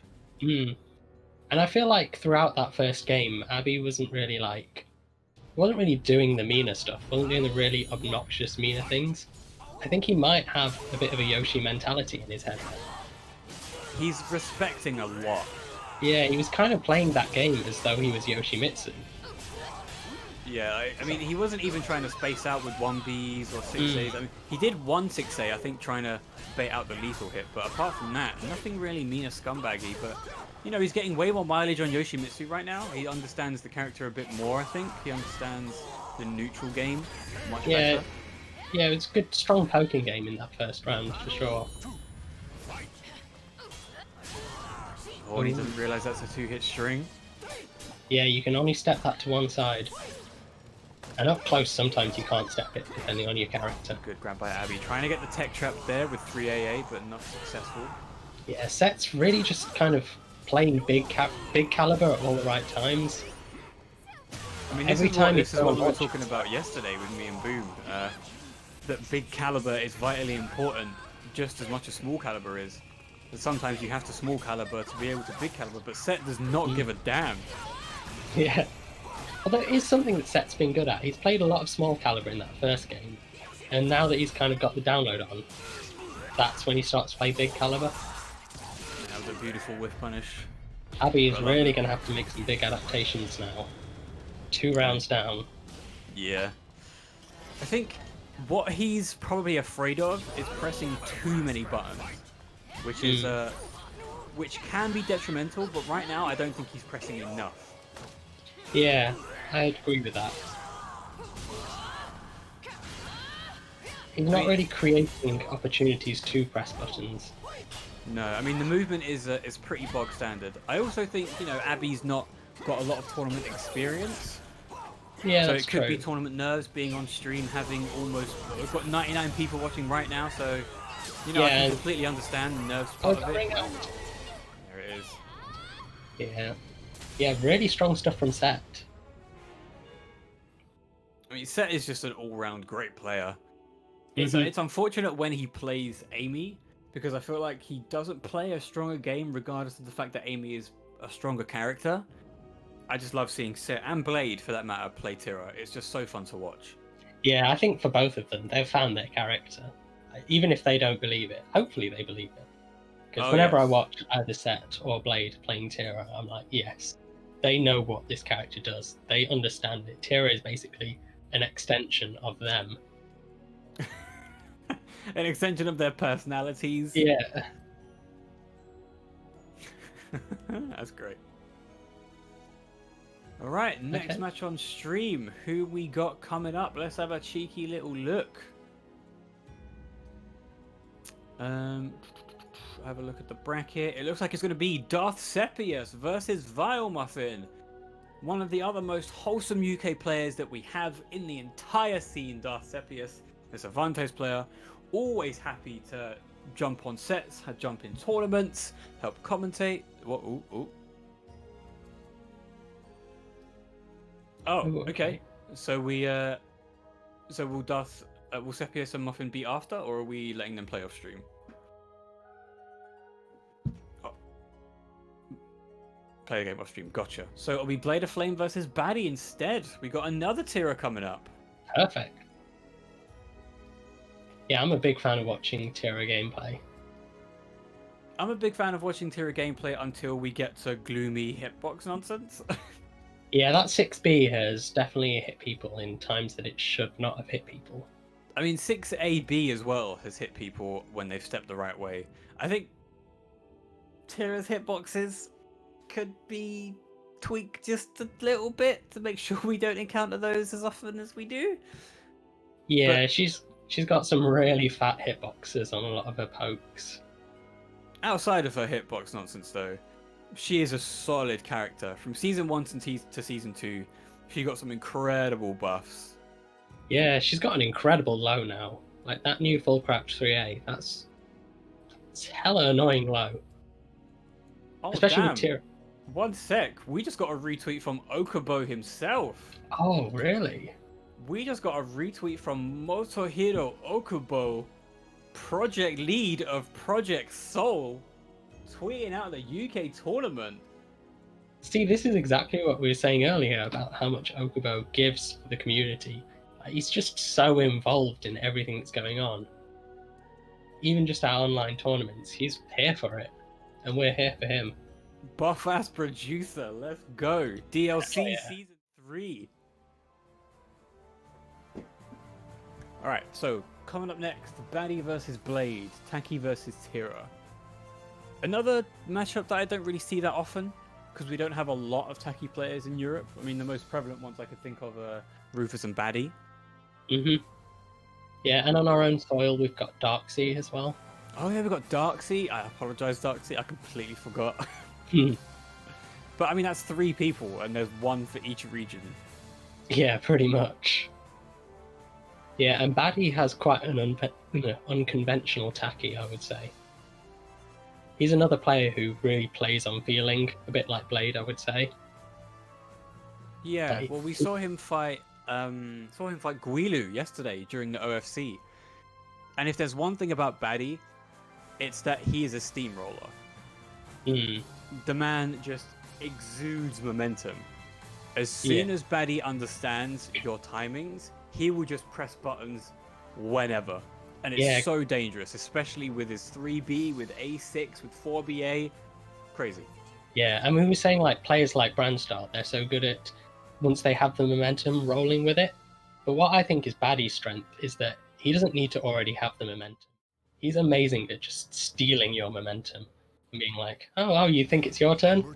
Nope, now I'm pressing buttons. Or now I'm stepping, I stepped, now I'm going to lethal hit A6U, and now it's my momentum. Like, it's so hard to get stuff started on Baddie and just keep rolling with it. Keep on rolling. All right, wow, set immediately Oh. just starting off with trying to get a mood switch. Yeah, I respect it. And then the teabag, just because why not? I mean, did I just say set? I meant Blade. Sorry. It's alright. There's another cheeky 2A, one of the better 2As in the game. Got a really good tech crouch, long range. Yeah, she's got a great 2A. Great WoW Rising K as well. It's got the tech jump frames. Rising K is just nuts. Alright, Blade's trying to play a pretty heavy GI game here, predicting what Baddie's going to do, but it's not working out too well. Baddie going to get those Baku stacks? Blade being very patient though. Well, I respect that. Tried to hit him out the air. Punish? No. No, and there's a Ninja Cannon. Baddie going to hit him with the Gunpowder Plot combo. Did a lot of damage there. Ooh, can't quite backstep in time. Oh, there's another 3B! The tacky Nice. special! Yeah, Baddie sensed his desperation. It was like, I'm just going to 3B and close out this round. Ninja Cannon. Oh, good call. Oh. Wow, okay, complete strange. misdirection there from Baddie. Yeah, I think Tira just stepped around him and Baddie just carried on running forward. That's the wonders of that. I've heard Tira's tech steps. Some of the best in the game. Yeah, It that actually 4A makes you go the opposite way. But Blade sitting at a pretty bad position here with his guard gauge. Wow, that was weird. 668 just turned around. Good dark by a baddie, great punish, 4BA into the guaranteed. Oh, but no lethal hit. He didn't get lucky with the mood change. The 3B amount of punish. 3Bs that are coming out is Yeah. just insane. Good 2-2-A punish by Blade. What's going to do? Hit him with a grab. Good break by Baddie. Yeah, Baddie's breaking all the grabs so far. 6 Oh, but so is also Blade. broken. Blade is pretty much sitting at the worst deficit he could be right now. Oh, but Although just like he that, grabs him, smacks Yeah. him, and that was evens up such a the score. crucial round. Yeah. Oh, There's nearly another ran into a 3B. lethal. Oh, the And again, cancel. I don't know whether this is like matchup knowledge problem, but usually Blade is stepping way more than this. Like he uses the momentum that he's got from like the Great 4 and the Great 2 and the 8. He uses a lot of tech stepping moves usually, but he seems to be freezing up against Baddie quite heavily. Yeah, I think he's not really managed to create any opportunities by doing that. Because we saw him in the first round being super patient, blocking and backstepping a lot. And all that's happened is he's just had his guard gauge ruined for it. So I think Baddie's just been amazing at not giving him those opportunities, not being too reckless. However, he's now in Coda. Oh, that's So a cool he's- combo. He's become, tech trap. become a top 3 character. Yeah. It's going to be a Oh, pretty just hefty running bit of train. damage into the... Oh, and he gets the RNG reset, but doesn't continue. And then mix up. No step on the K. And there's the Oh. unblockable grab. Yeah, that was... I really like that sequence. So he did the AKA first, where you've got to step the second hit. And then he did single A into grab. Like that single A, I think he was just trying to bait the response, trying to bait that side step. And that was Ooh, really well. catches him on the roll. It's going to be a Oh. pretty hefty bit of damage into the Oh. lethal hit reset. Good call by Baddie for the soul charge. Get him off me, but actually gets a spike. Goes for the 3B, gets the whiff. Oh, And there's the capoeira disco kicks. Okay, Blade knows not to let go of guard on that situation, Oh, but no, never that's ring mind. out. As soon as I say it, he lets go of guard. Oh, I think he might have been Unsure. letting that yellow guard gauge get to him. Maybe? Somewhat unsure as to why he would let go of G in the first place, though, because Yeah, he could have waited out the soul charge. He could have at least tried to step after the 6A BBB. Welcome to the I stage think of history. he got hit by the second hit, right? So maybe he was just Yeah. trying to counter the string and he just messed up. Because Perhaps. you can GI the second hit. I don't know if can, Tira yeah. can AGI it as well. So maybe he Ooh, just possibly. kind of crumbled a little under the pressure and just missed his input. Perhaps, yeah, perhaps. Now moving on to the best stage in the game. The best walls ever created. Yeah, I hope we get to see some jank. Oh, I mean, no doubt. I mean, they Absolutely fixed no this doubt. So it's no, a lot of less course they did, janky yeah. now. Yeah, fixed. Yeah. Inverted Citation commas. needed, Yeah. Good good duck by Blade, but no punish. No whiff punish either. Yeah, Blade just a little bit too slow. Oh, but not that time. Good call by Batty on the A6, pressuring him to the wall, realigning to make sure he gets more of a combo. Oh, and there's an A6, seemingly out of nowhere, getting the lethal hit. Batty not following up with the possession 6B though. Oh, nice, the jump B. There it is. That is a mix-up whenever Taki jumps into your face. Blake's gonna try and punish this. Oh, and he does that punish works. it, but with a 6B. Yeah, not what was I expecting, but it works. I mean, that's the kind of tech that you only expect to see from a Tira. Yeah, they think about the game in a different way. I don't understand it, but it's great to see. That's Batty's new setup, by the way. He hits you with the 4BA, cancels the B, and then grabs you. Because he knows that you're just going to stop pressing buttons and hold G. Yeah, people aren't used to seeing that cancel yet. Oh, that was toxic. A full crouch to K into another one. Alright, getting them Baku stacks two why was more, he and he's got the new lethal hit locked and loaded. Oh yeah. Oh, and there's another Stalker A plus G. Yeah, 2 rounds up for Batty. This is not looking good for Blade. Pretty dominant, yeah. Oh, Another step A6. that was This really nice. might be... No, he's not going to go Shouldn't for be a bring now. out. He's going to go for Baku, though. The constant pressure is just ruining Blade. Yeah, and Blade's only had 3 mood changes. That's right, he hasn't been... Well, there's not been many situations for him to get those mood changes because he's only been on the defense for most of the game. Hmm. Yeah, I mean, he had to spend the meter there, I guess. Oh, and Oh, there's no, the that's lethal. what- If you tech, you're going to get ruined. No good call by Blade. I think Blade's probably looking for a C whiff punish here. More than likely. But it doesn't matter because he gets 3B whiff punished on a run counter. Oh no, he counter hit. I wonder what he tried to press. Yeah, it looked like he was backstepping. I don't know. Yeah, he got counter hit, so maybe he tried to do like a neutral A to check him at a step. Yeah, I'm not too sure. But regardless, congratulations to Batty moving on in winner's side, taking it 2-0 over Blade. Yeah, nicely Putting him in done, that losers Batty. bracket. So who we got coming up next? Let's have a little look at the bracket. So we've got Monkey King took it over Lorlier, which means Monkey King is moving on to winners quarterfinals. And Set took it over Abby 2-0, which means it will be Monkey King versus Set. Haba beat Zaman Fu 2-0 to go into quarterfinal, and Andy beat Gundab, of course, 2-0. So that's Andy versus Haba, Monkey King versus Set. Silas versus Dashive was a 2-0 to Silas, moving on to winners quarterfinals. Sephius versus Muffin. Will Sephius versus Muffin be on stream, or did you say they were playing? Sorry.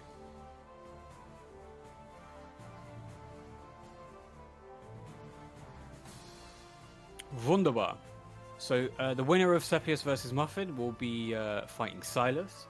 Jackie beat Lionite 2-0, so has been sitting in those winners quarterfinals bracket, waiting for the outcome of Blade of Flame versus Batty, and we have that outcome. Batty took it 2-0, so that'll be a Jackie versus Batty quarterfinal. Yeah, I'm looking forward to that one as well. Both Match players ended have just 2-0 been to really Sephius. on There we fire. go. So Sephius nice. takes it 2-0 over Muffin.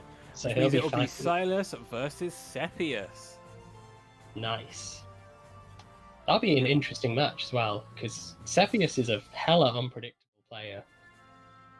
And Silas, like, he plays Wrath like a surgeon. Every time he guesses right, he's going to lethal hit you. But how do you guess right against a man like Cepheus? You can't get into that guy's head. He is an absolute madman. Mm-hmm. Yeah, but there's always method behind the madness. Like, You would he like to picks think, the wouldn't weirdest you? options. I mean, it works, so there must be some method. Like, you just 2-0'd File Muffin. So, he's doing something right.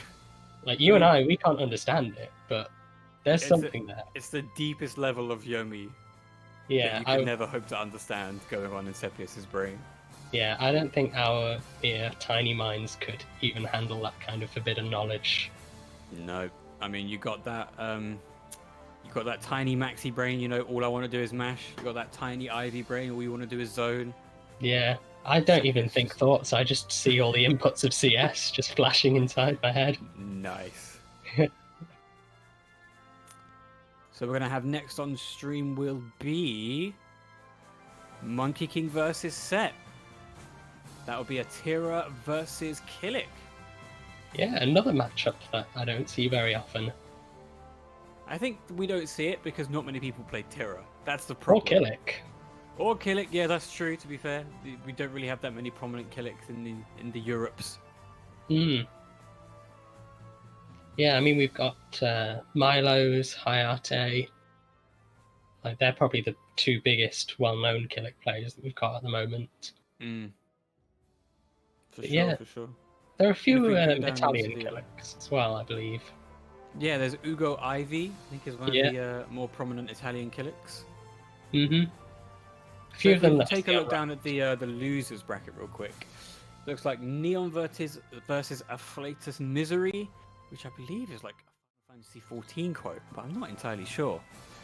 And also plays Amy, so we've got another Amy for Neon to deal with. Blade of Nice. Flame is fighting Awesome Sauce. Lionide beat Avon. So we're going to wait for the outcome of Blade of Flame versus Awesome Sauce to see who Lionide is going to fight. Phantasm took it 2-0 over Dashive, so he's going to be waiting for the winner of Vile Muffin versus Los Kias. Abby took it 2-0 over Brandstar, so unfortunately that means that Brandstar is out of Le Tornamento. And Arpia took it 2-0 over Lawlia, so it's Abby versus Arpia. Mm. Neon took it 2-0 over Zaman Fu, and Afflatus Misery took it 2-1 over Gundab. If you want to have a look at the bracket for yourself, if you put in !bracket into the chat, you can have a look and see all of the goings on in the tournament so far. Yeah, it's an FFX IV source. Thought so. It's a white mage spell. My Final Fantasy 14 lore. Nice. I play that game. I know what I'm talking about. I swear every SoulCalibur player secretly plays Final Fantasy 14. I said this yesterday, right? Or a couple of days ago. The FGC loves MMOs. Absolutely, yeah. We love MMOs and we love RPGs. It feels like they go hand in hand for some very, very weird reason. Yeah, I don't know what it is, but it's really shown throughout this whole quarantine lockdown situation. You'd think that we'd all be training in the lab in our fighting games, but no, we're just like Catch Me in Eorzea.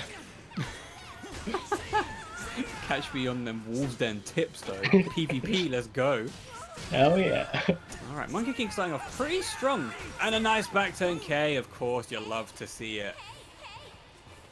All the taunts, trying to bait Monkey King to come in. I think the thing that Boom told me during his TTT was that the best range you kind of want to be at when you're fighting a Tira is somewhat range 2, range 1.5. Because while she can taunt you, it's a pretty dangerous position for her to be in, because if you block something when she tries to taunt you and bait you, you can get a really good block punish for a lot of it. Yeah. Yeah, there's not much like pressure for you to start chasing her down at that range, because you'll probably have buttons to contest her. For sure, for sure. Oh, and by the way, guys, did you know there was on this stage move? What? Nice This is 2-2 brand B new there. information. Nice 2-2B there from Monkey King. Gets a full combo, but gets punished for something that he did that wasn't quite big. And there's another Oh, lethal no. hit. Set going mad. Wants that health bar reset. Built so much meter with that lethal hit as well. That was ridiculous. On Oh, a nice good punish. 4 into CE for Set. Gonna get a cheeky mood switch to a 5. Oh no, does she get a 2 mood switch? I can't remember. No, she just gets 1. Just Yeah. one, yeah. But it's the one that she wants. She gets to start this round in Gloomy, In Gloomy, which is yeah. ideal. The superior stance. Yeah, Gloomy is scary. He's already had 5 mood switches as well. I feel like if Monkey King takes the next round, we will see Coda. I mean, we might even see Coda in this round if I Monkey mean, King it's continues possible. to allow this to happen. Yeah. As soon as Tara gets a bar, she can easily get into Coda. Okay, Monkey King working with those plus frames. Oh, that's RE safe. Good step, but he doesn't get the punish in time. Yeah, Tara's RE is so safe on whiff. Okubo, please nerf if you're watching, because you definitely are since you've retweeted the stream. Yeah, this is true. Please nerf Tira RE. Yeah. Or just Buff- remove buff RE Ivy. available, that'd be great. No, don't buff Ivy. Never buff Ivy. Aw. It's worth a try. I'm sure the VOD will be sent to him. Absolutely. I'm sure he's watching right now in the stream. Yeah, of course, of course. To be fair, it wouldn't actually surprise me. I don't know what we did to deserve Okubo. I don't know either. Such a wholesome man. I remember the first time he came on stage alongside Harada during, I think it was TGS. Or TGA, I can't remember. And they basically announced that SoulCalibur 6 was going to be here. It was going to be a thing, and we all rejoiced. Yeah, we had been waiting. Stage of so History long. Retold is coming back, and everybody was hyped. Yeah, that was amazing. Still hyped to this day. Love this Yeah. Alright, Monkey King is playing the range advantage here, even though Set is in Coda, and Set gets the whiff punish. What's he going to do? Hits him He's with going the to heal unblockable with grab. this. He is going to heal, but it's not going to be a crazy amount. Monkey King's still going to have the health advantage. But this was a... I don't know if this was a good idea or a bad idea. Yeah. Does it? Oh, and he gets the whiff punish! Good call on the 2-2-B. Yeah, really good patience. Monkey King's patience is ridiculous. Can somebody just quickly time out Konmai for that, please? We don't want to scare Okubo away. We want to keep him here. Yeah. The stage of history retold. But yeah, Monkey King taking the first game of a set, not something I would expect to happen. Yeah, I think that Monkey King's just... Well, Set's not used to playing someone who's got quite this amount of patience, I don't think. Because even when Set was at the other side of the screen just mashing taunt, Monkey King wasn't ever overcommitting. It wasn't taking the bait, you know? Wasn't taking the bait. Oh, Which... by the way, guys, did you know the Wars on this stage move? What? This is brand new information. Brand new, never seen before info. Yeah, you heard it here, folks. Heard it here first and forever. Yeah. You were today years old. Oh, that rings out. Oh, the 1K rings out? Oh, that was cheeky. That was actually the cheekiest thing I've seen all day. Yeah, that was borderline unethical. Except for maybe, you know, the Brand Star Silas ring out where he hit him with the 1K. Oh yeah, that was straight up unethical. This was the second most unethical thing Yeah, I've seen I all mean, day. I've not finished the Bible yet, but I'm pretty sure neither of those are allowed. Well, they're in the Bible, just in the never do this or God will hate you section of the Bible. Yeah, that was a great read. I love that section. Yeah, it's a wonderful section. Yeah. It's up there with GIing at -12. At -20. At -20. Oh, that's even worse. That's like even worse. That's there with murder. Oh, you got actual murder and GIing at -20. Oh, is this going to work? Is this good range? Oh. And he's low health. This is going to be dirty range. I've got the gloomy transition. This is anybody's round though. Running K! Oh. What did we say? Running K. One Yeah, of the most unpredictable I can moves tell. in a tournament, and you're just going to get smacked by it. And that's actually really bad for Set, because he taunted back into Gloomy. So now he has to work from... Sorry, back into Jolly. So he has to work with Jolly with no meter. Good whiff punish by Monkey King. Gets the full combo. Pretty decent grip of damage, as the Americans would say. Nice whiff punish by Set, though. Great step. Good combo.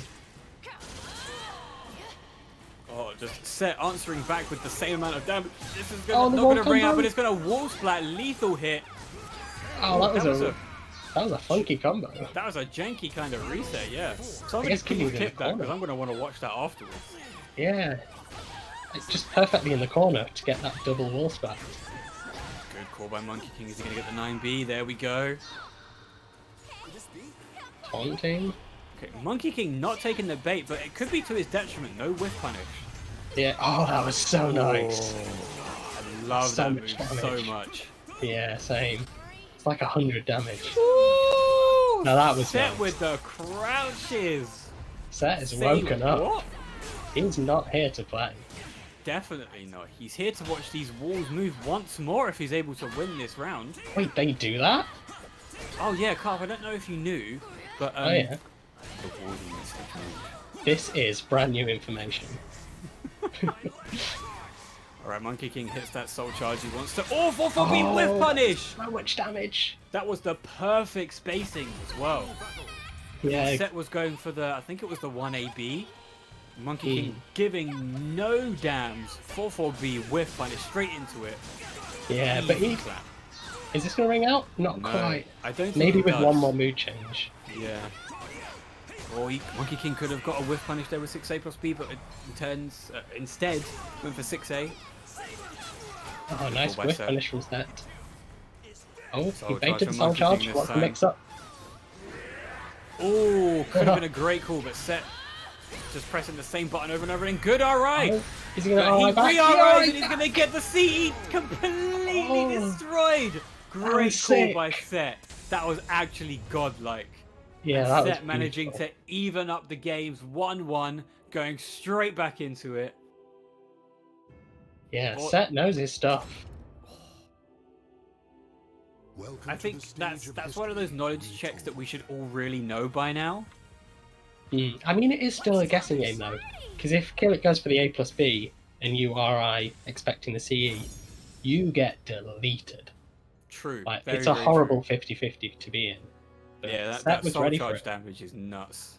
Yeah, Soul Charge A plus B is something ridiculous. Like I think it's above 100. It's not pretty. battle. Above 100, especially with the follow-up Yeah. dance combo. Just, yeah, mad. Yeah, that combo is also in the forbidden part of the Bible. Oh, is the wall back? This is going to wall splat, yeah. He's going to get the face ride. Good 2A plus B. 932 low. Oh, okay. Oh, wow. Just go what straight was through it. that? Yeah. If you're here, Okubo, Yeah. please fix. Good bait by Set once again. Some mood change into the lethal hit. The combo is going to get followed up into another mood change. 4 in the first 2 rounds. Good GI by Monkey King, and there we go. A Shura Dance combo, crazy damage. Good block. Damn, Set is just intent on getting Monkey King into these baits. Yeah, and Monkey King's being so patient. He hardly ever runs in and attacks. Good Block by block. Set. Is this going to Is that a punish? Oh, Nice. hey. Right then. God, he was so ready for that. Set, just going into God mode. Did you say God or God mode? God, well, both. But yeah. Set as a player has achieved Coda. I didn't know it was possible. Set is sat at home, glowing purple right now. Wow. Set, if you could send us a selfie in, that'd be wonderful, so we could see what state you're currently in. Yeah, Damn, Monkey King going in with the soul charge. yeah, we're not used to seeing that. Monkey King's been so patient, and then I don't know. Monkey King went into Soul Charge in real life. I think he was also glowing red. Glowing red and purple, yeah. Yeah, Got 2 Super Saiyan transformations. Tira just Oh, dancing. there we go. 6B lethal hit. Yeah, he was waiting for that. Oh, good roll by Monkey King, but it doesn't matter because you're going to get back to B plus K What is into this most of damage? your life. Good punish. No follow-up though because it wasn't guaranteed. And there's another GI into a Shura Dance combo. That's not going I to work don't unless think Monkey that's King gonna- pressed. He mashed Oh, the he pressed button. buttons. He mashed the button, Monkey King. That was your downfall, and Set takes it 2-1 over Monkey King. Yeah, amazing adaptation from Set. Alright, congratulations to Set putting Monkey King down into that loser's bracket. Yeah, and Set solidifying himself as one of the ones to watch for this tournament. I believe he'll go on to fight Andy Rue in the next round for that, after Andy Rue took it will. 2-1 against Habaduba. But so even up until this point, if you lose in winners, you're not completely out. Because you'll get sent down to losers and you still have another chance to redeem yourself. Loz making a pretty good run through losers as well. Loz, we got the DQ from Dexter, so he moves on to fight Muffin. Beat Muffin 2-0, and now he's going to have to fight Phantasm. Abby beat Arpia 2-0. Oh, that's not the result I was expecting. No, it's not, but congratulations to Arpia. To Arpia. I mean, to Abby, sorry. Taking one for the team. Sorry, yeah. GG's to Abby, taking it 2-0 over Arpia. Hells yeah. Yeah. Let's go. Abby Wonderful. showing once again, though, regardless of how much time he's played, he can take it over some of the best players in the scene. Yeah, that is ridiculous. Neon lost 2-1 to Afflatus Misery. So Yeah, Neon has Neon not is now lapped out of the Final tournament. Fantasy 14 matchup. No, fair. Alright, so Yeah, we're going to be and- waiting for Sepius and Silas to jump into the lobby. I haven't actually seen these two players play each other very often. Like, you would think, being from the UK, or at least living in the UK, they must play a fair bit. But I don't think I've ever seen a match between the two of them streamed. I don't think they've played on stream a lot, but they definitely, you know, they fight each other often offline. They fight each other online. Sorry, they've known each other since SoulCalibur 5 days. You know, it's the legacy matchup. It's the legacy matchup. Yeah, for sure. But I mean, back in the SoulCalibur 5 days, Silas basically played the entire cast. Yes, he did. Yeah. It's really cool to see this game where Silas has like absolutely found his character. I couldn't see him playing anyone else but Raphael right now. Yeah, well, that's the thing, right? He definitely wants to play Setsuka when she comes out.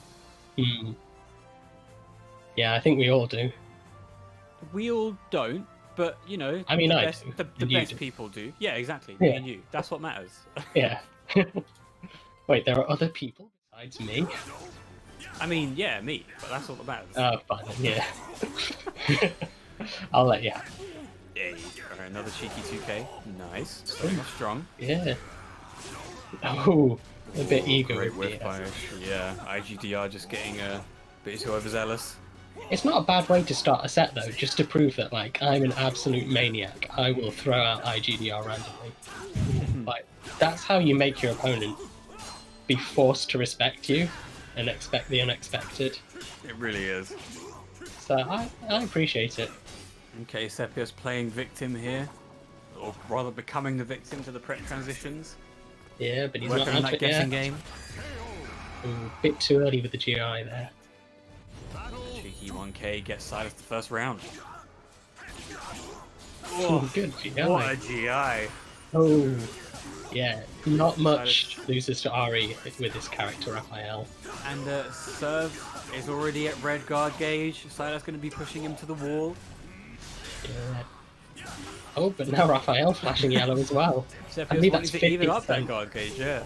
Yeah, you don't want to block Dreadstorm B. I think it's like 50% guard damage. It's insane amounts of guard damage for sure. Yeah. I mean, if it got blocked in season 1, it wasn't that scary.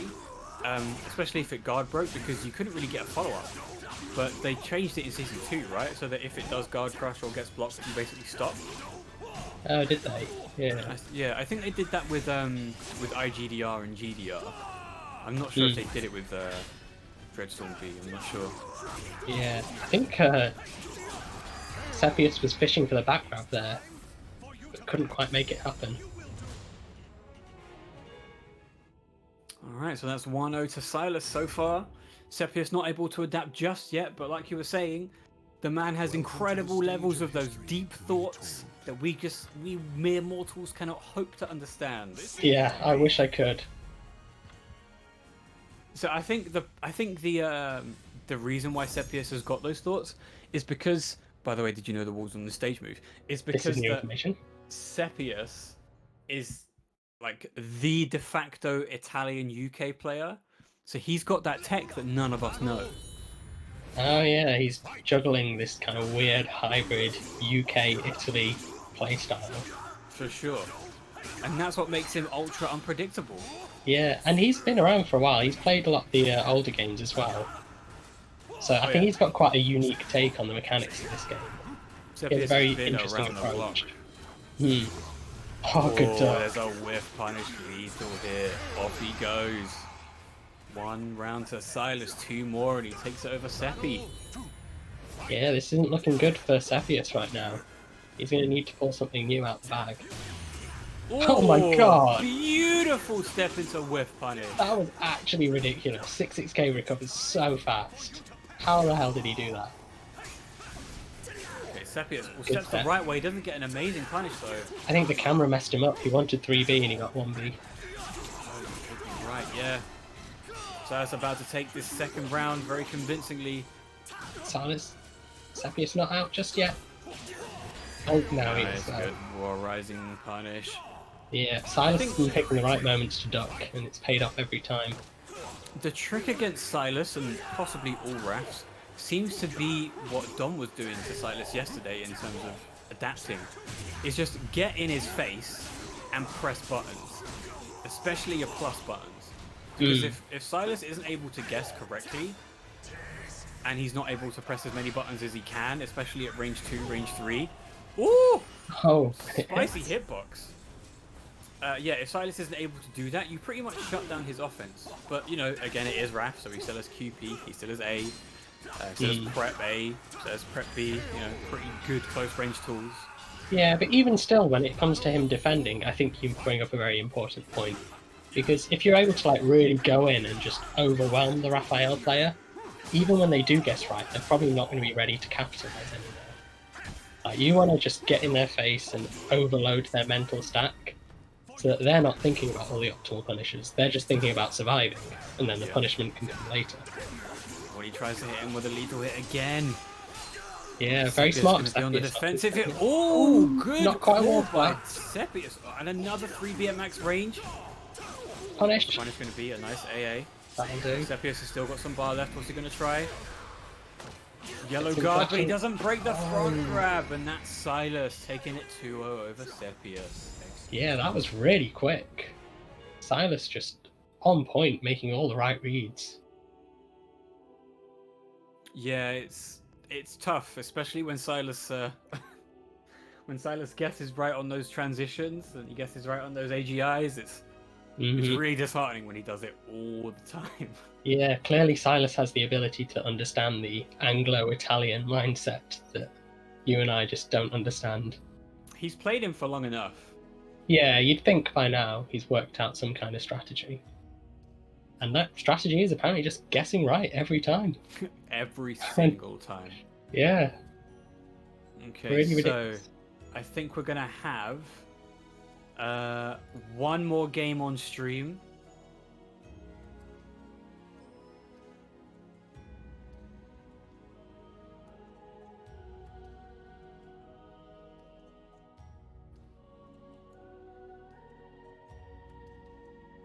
Yeah, so Andy Rue versus Set, Tiro versus Zas, first win is semi-final, and then we'll have a short break, as Nashi said.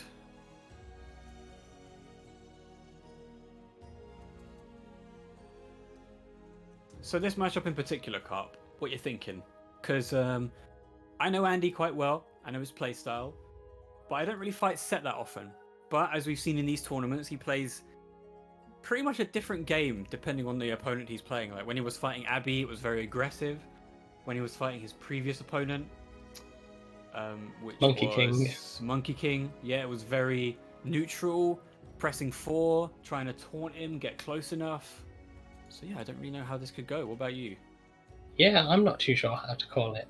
I would expect that Andy would do pretty well against the style of play that Set likes to go for. But we saw in the previous match with Set versus Monkey King, I don't know, a switch kind of flicked in Set's mind, and after he was one game down, he just came back and played like a god. So if Set can bring that level of play that he brought in those last 2 games against Monkey King, if he can bring that to the match against Andy Rue, I wouldn't really know how to call it. Because that was some really good caliber. That was some excellent caliber. Mm-hmm. I think there is somewhat of a feeling that while Andy Rue is an absolute god offline, there may be some things that he doesn't account for online, which makes him not as strong. So if Set's able to capitalize on those things, then we might be seeing a different outcome than what we might expect. So you're saying Set should just go for all of the 1Ks, you know, all of the Snake Edge, cheeky lag lows. Oh, of course. I mean, Yeah. why wouldn't you? Especially against someone like Andy. You got to bring out as many cheap tactics as possible. Yeah, take what you can get. And if you can get an arsenal of lag lows, then go for that. Do it, do it, do it. Right, we're getting into it. Yeah. I wonder But, I what mean- stage you're going to get this time. Yeah. Hopefully the pirate stage, so we can see some messed up ball combos. Oh yes, that would be beautiful. Yeah, I mean, to be fair, Zasalamal just doesn't care about the half walls. Like, if you get hit by something, he's going to send you over the wall. That's Doesn't matter very which true. stage it is. He'll send you over the wall. He'll ring you out. Yeah, if it's breakable like the one in this, he'll break the wall and then ring you out. Then ring you out exactly. A single slash can cut Yeah, so Set's going to have very good spatial awareness. Which is difficult for a Tira. Because a lot of time they'll want to, you know, press that 4 button, press those 2 and the 8 buttons to get the movement advantage. But, you know, as we all know, Zas stops you from moving pretty damn well. Yeah, Zas is great at just turning this into a 2D game. But I think Set was quite happy to play the 2D game, because Tira has an amazing backstep. True, very, very true. If Set's able to backstep out of the 3As and the 6As and the 4As, could be pretty strong. Yeah, but Andy seems to have Set's timing so far. He's hitting a lot of counter hits. Oh, that's going to be and a the wall wall splash. combo. Are we going to get a lethal hit? There we go.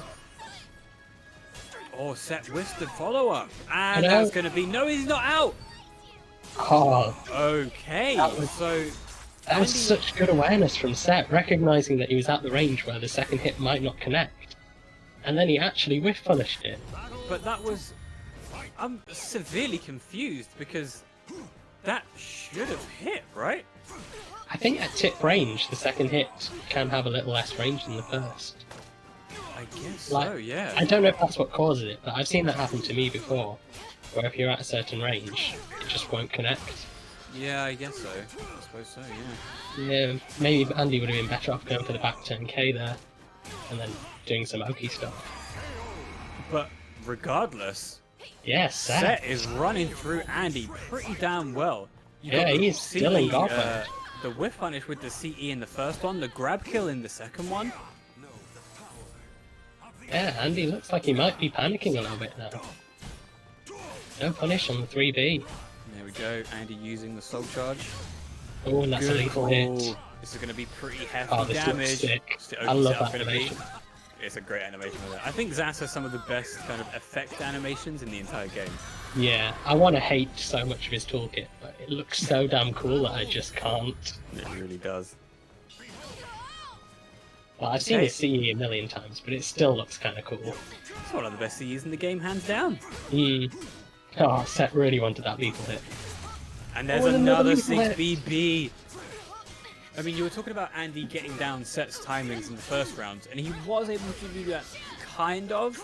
It was just unfortunate that Andy had that whiff during the first round, but now we're seeing where Andy comes in full strength, playing that SoulCalibur 5 caliber, the hardcore neutral with the whiff punishes and the patience, especially against a 6 mood switch Tira, which could be very dangerous for him. Oh, nice Yeah. grab Oh, interrupt. Did that kill him over the mood change threshold? Yeah, so Yeah, it did. didn't activate the gloomy. Oh, well, there you go. There's Oh, the no. activation into the 6B Wait, lethal. That was actually so sick. Because that lethal hit, you only ever see it when they start in gloomy. But Set taunted from Jolly to gloomy and still got the lethal hit. And then got the I've lethal never hit, seen yeah. that before. It was so cool. Andy working with the frames at the ring edge. Full crouch 3K, Set playing incredibly patient. Oh, beautiful whiff punish. Will Andy Soul be able charge. to bring this back? Very close to doing so. Andy mashing into it. Doesn't GI the last hit though. This could be a reverse for Set here. Oh, and he's into Coda. Good call by Andy. Hit him with the 3B. Perfect timing. Yeah, that was really smart. He just waited for Set to doubt himself enough and start to duck, and then launched him with a 3B. You know, we've got a few. Well, I say a few. to the stage of We've got a lot of Andy fans in the UK scene. Personally, I have to say I'm one of them. I love him as a person. I love his play style. Yeah, you can't not love Andy. Like, he's the most lovable person, and it's great I mean- how much he wants everyone to improve as well. Like, he's not To be afraid fair, of. You and Andy are probably Andy, and Sepius are probably the most wholesome caliber players in the UK I've ever come across. Aw. I feel like everyone is. Like everyone in the, No, especially you, UK. you are on a different level. You three just exude happiness, and it's disgusting. You should stop. Yeah. Well, I refuse. Be more to stop. cynical. I'm hate more extremely things. cynical. When Mina is on stage, that's when I'll be cynical for you. True. You weren't that cynical when Abby played Mina, though. You were very supportive. Yeah, I held back. Are you proud of me? I am so proud of you. I've made so much progress. We should go on a road trip together. Yeah, that would be great. Me, you, and Andy. That'd be great. Yeah, take 2. Take 2. Yeah. Let's go up to Newcastle. Let's go. Yeah. But anyway, we got Andy versus Set on the Manji Island here, with Set taking the first round. However, we saw this in the first game. Don't count Andy out because he can come back. I think this is a really nice stage for Tira though, because you start so far apart. So it's really on Andy to approach him before he starts taunting. Yeah, that is a very good point. It's not impossible, especially for Zas if he spaces correctly. But yeah, it is still quite difficult.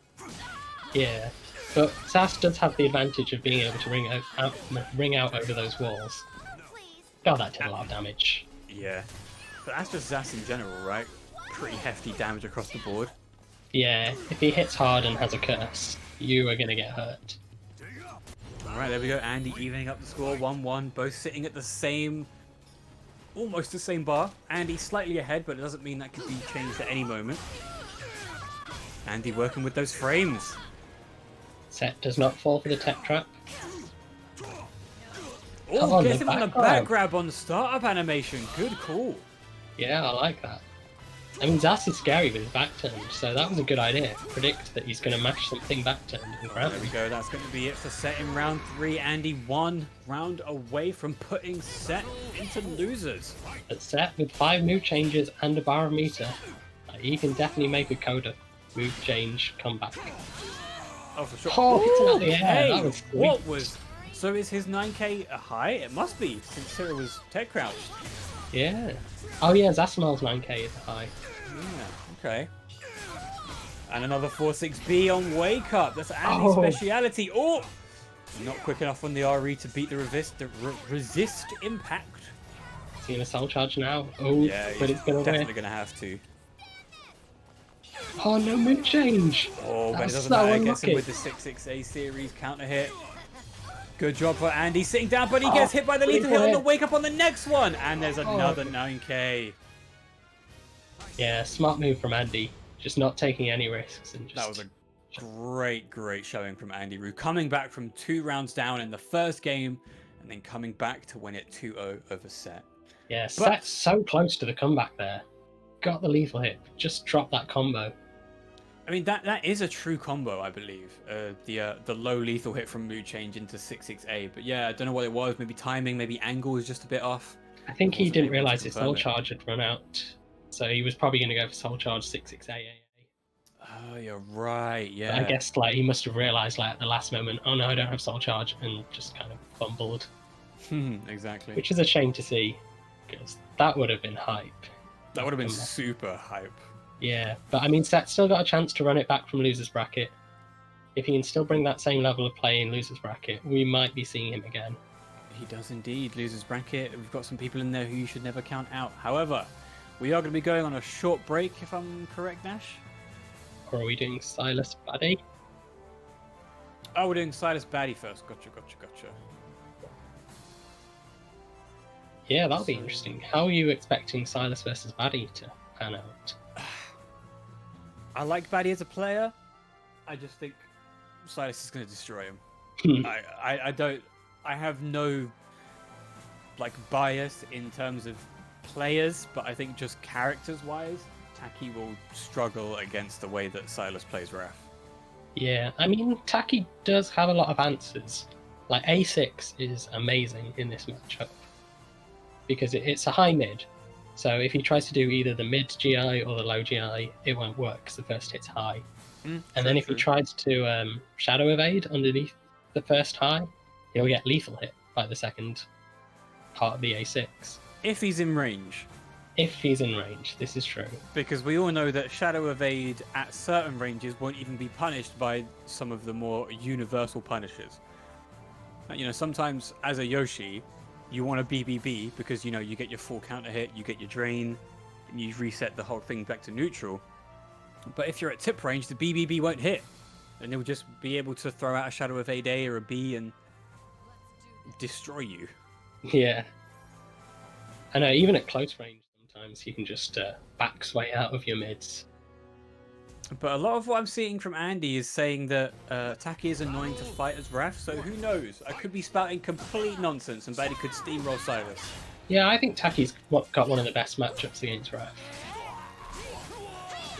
And if Batty continues playing the way he does, basically just pressing buttons at the right time, Yeah. who knows? We could see Silas getting put into losers by Batty.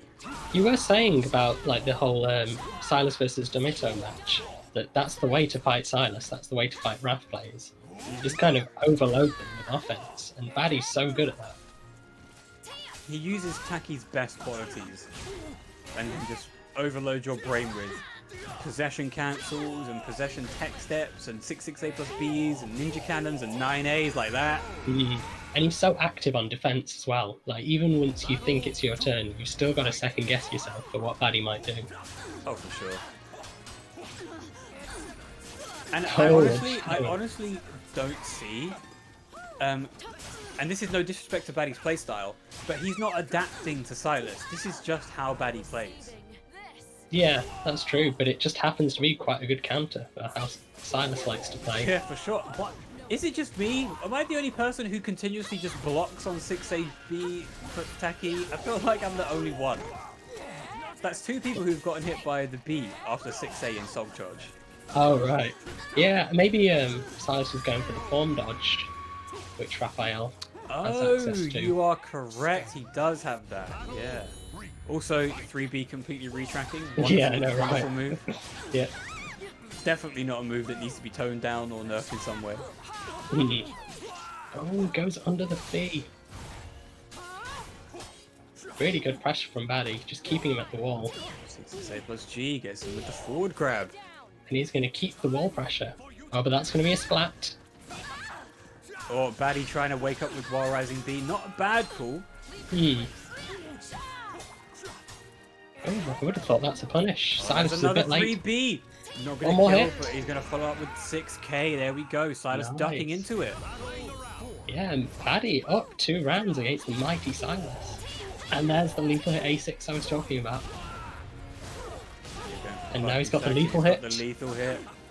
Trying to keep himself safe with possession 6K. Punish? No, no punish. Oh, tries to go for it again. Good call by Silas there to duck it. His Batty mostly goes for 9A and then when he has to for 9B just to get the damage.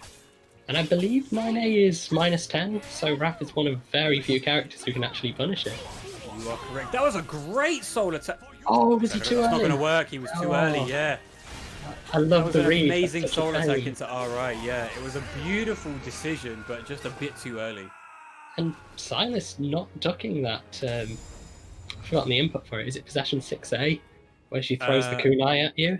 It's just 6A plus B. Oh, is it? Yeah, 6A plus B, and then she goes into possession. Okay.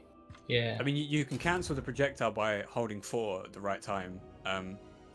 Because obviously, if you try and throw the shuriken or the kunai, and then press 6 immediately, you'll auto move basically. But if you hold 4 down during the startup animation, you cancel it and you can bait people out with some really cool stuff. I've seen a CE bait with it before. It was great. Nice. But yeah, we're going on to a stage where Silas could have the advantage here. You never know.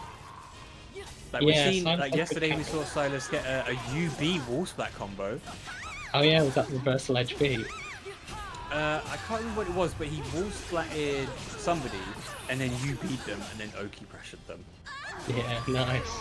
Well, speaking of wall combos, just got our first one and that killed Batty pretty easily. Yeah, Silas taking no prisoners anymore. Oh, good step by Silas, but no punish. Well, yeah, Batty didn't commit to the string, which I really like. Like, historically, I think Batty's been one of those players that just goes all out and just buttons, buttons, and more buttons. But recently, he's been really working on playing defensively as well, and picking moments when, you know, just to hold back, don't complete the string, don't overcommit. Yeah. And it's really paying off. But these 9As are catching Silas out so much. Like, ideally, you want to be reacting to the jump, but it is almost impossible, especially online. And when she's got the jump B as well, there is a genuine mix-up to it. Oh, great step. Good lethal hit though. Oh, I think he dropped the combo there. Punish? Oh, you can A6 that. Or 4DA. I think Batty was looking for an A6 punish. You could definitely tell. Yeah, and he didn't take it. There we go. Ooh. Silas with the soul charge extensions, with his Shadow Evade K and the 1K Bs. 2 rounds up now. Oh, tech crouches underneath the high with the 3B. On another 3B. Ooh, Doesn't okay. quite convert. Okay, the Raph retracking during Punish. during prep and QP. Oh, he could have had a leaf at A6 there. Good step by Silas. He's gonna be dead. And a ring out. Yeah. Silas always picking the most swag way to win the round. Of Should I do the course. kill combo? Nah, I'll do the pretty ring out combo. What he lives by, innit? Yep. Evening up that score. Silas versus Batty, 1 game apiece. Welcome to the stage of history retold. All right. Yeah, Let's really get impressive a stuff from ring out. Batty. Let's get the Hammeru stage, the best stage. Come on, everyone, pray for the house stage. But which house stage though? What do you mean, which house stage? 'Cause There's there are only two of them. Hammeru stage. There's the one with the walls, and then there's the one with the That's not sound show Hammeru commentator. stage.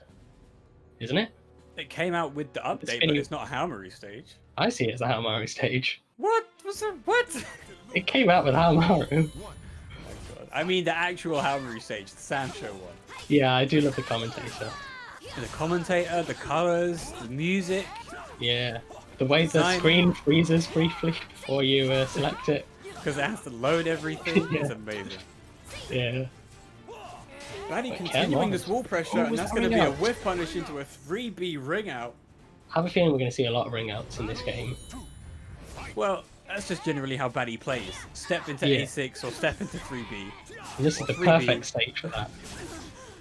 Oh, there no, we that's go. a ring out. Silas realigning, and that's a ring out. Okay, 2 ring outs on the board. Wonderful. In less than 20 seconds, we've got 2 ring outs. Are there going to be any KOs in this game? Chat, what do you think? I hope no. I hope the answer is not. Yeah, what Yeah. does chat think? Are we going to 5 see ring out. pure ring out? I think Doesn't get 4 the ring lethal. outs, 1 KO. Oh, that's lethal hit. Go.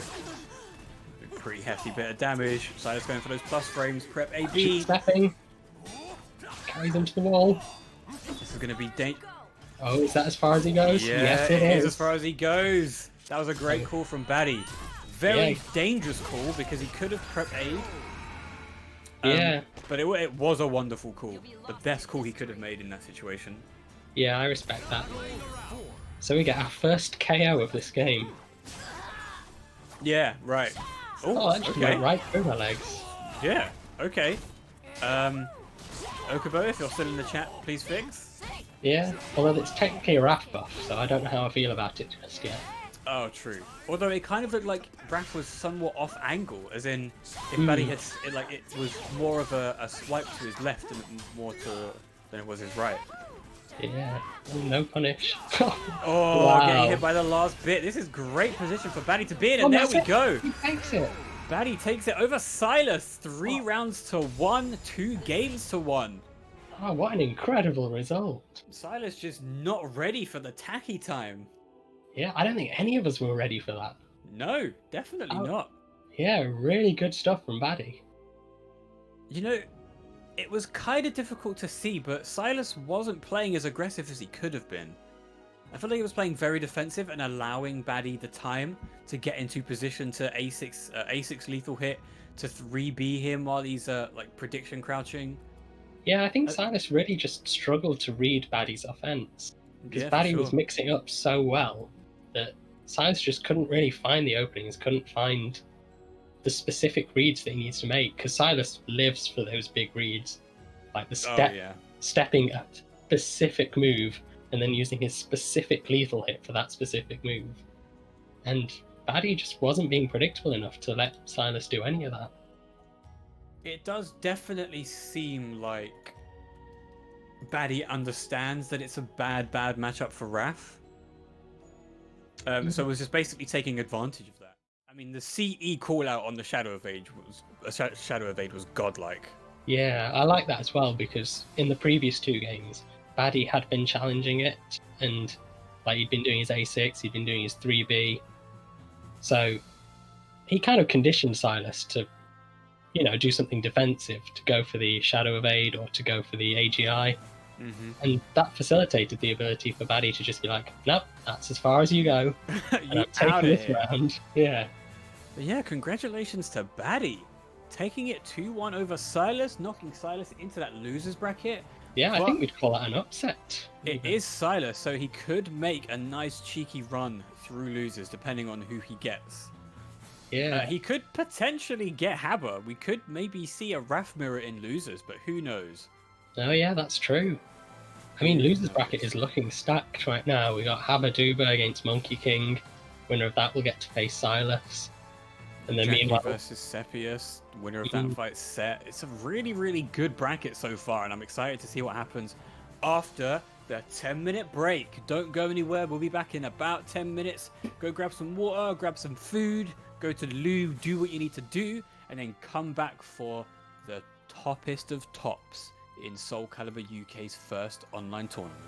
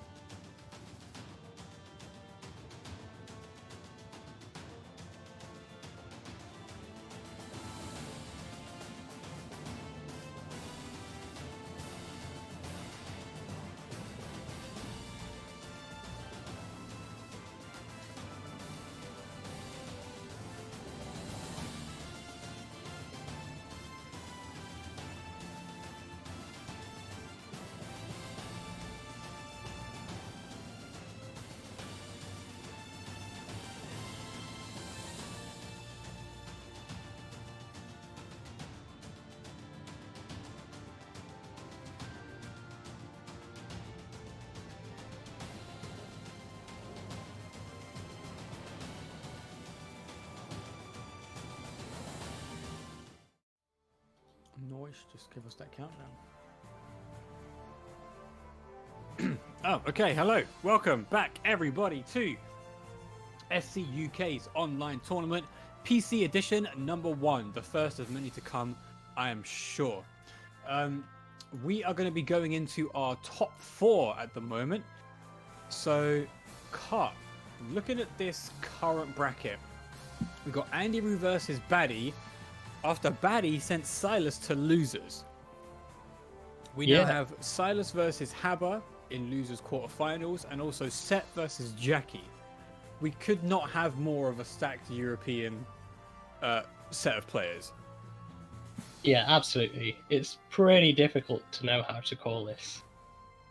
Because, I mean, Silas was definitely one of the fan favourites to win this tournament from the get-go. He definitely was, yeah. Yeah, but Baddie's showing that he's stepped up his game, sending Silas straight to losers bracket. So anything could happen in this top 4. Absolutely anything. Yeah, I wouldn't even know how to call the winners finals for Andy Roo versus Baddie. Baddie's still playing like he did in that last set. Yeah.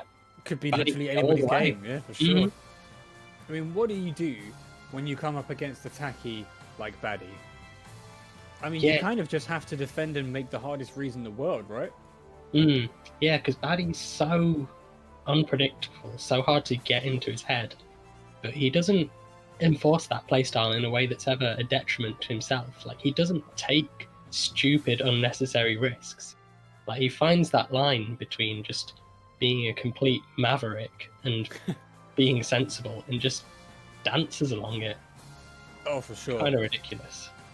I think it's definitely going to be, and I know I said this about him versus Silas, but I think it's going to be a bit more difficult against Andy, because Andy likes to use that space to his advantage. He plays a very, very slow game, and when he gets those reads, then he goes on the offensive. But even after he resets you to neutral, you know, sometimes he'll just sit back, press 4 a couple times, and try and hard read you with a 4A or a 4-4A. Maybe give you a 6BB lethal hit here and there.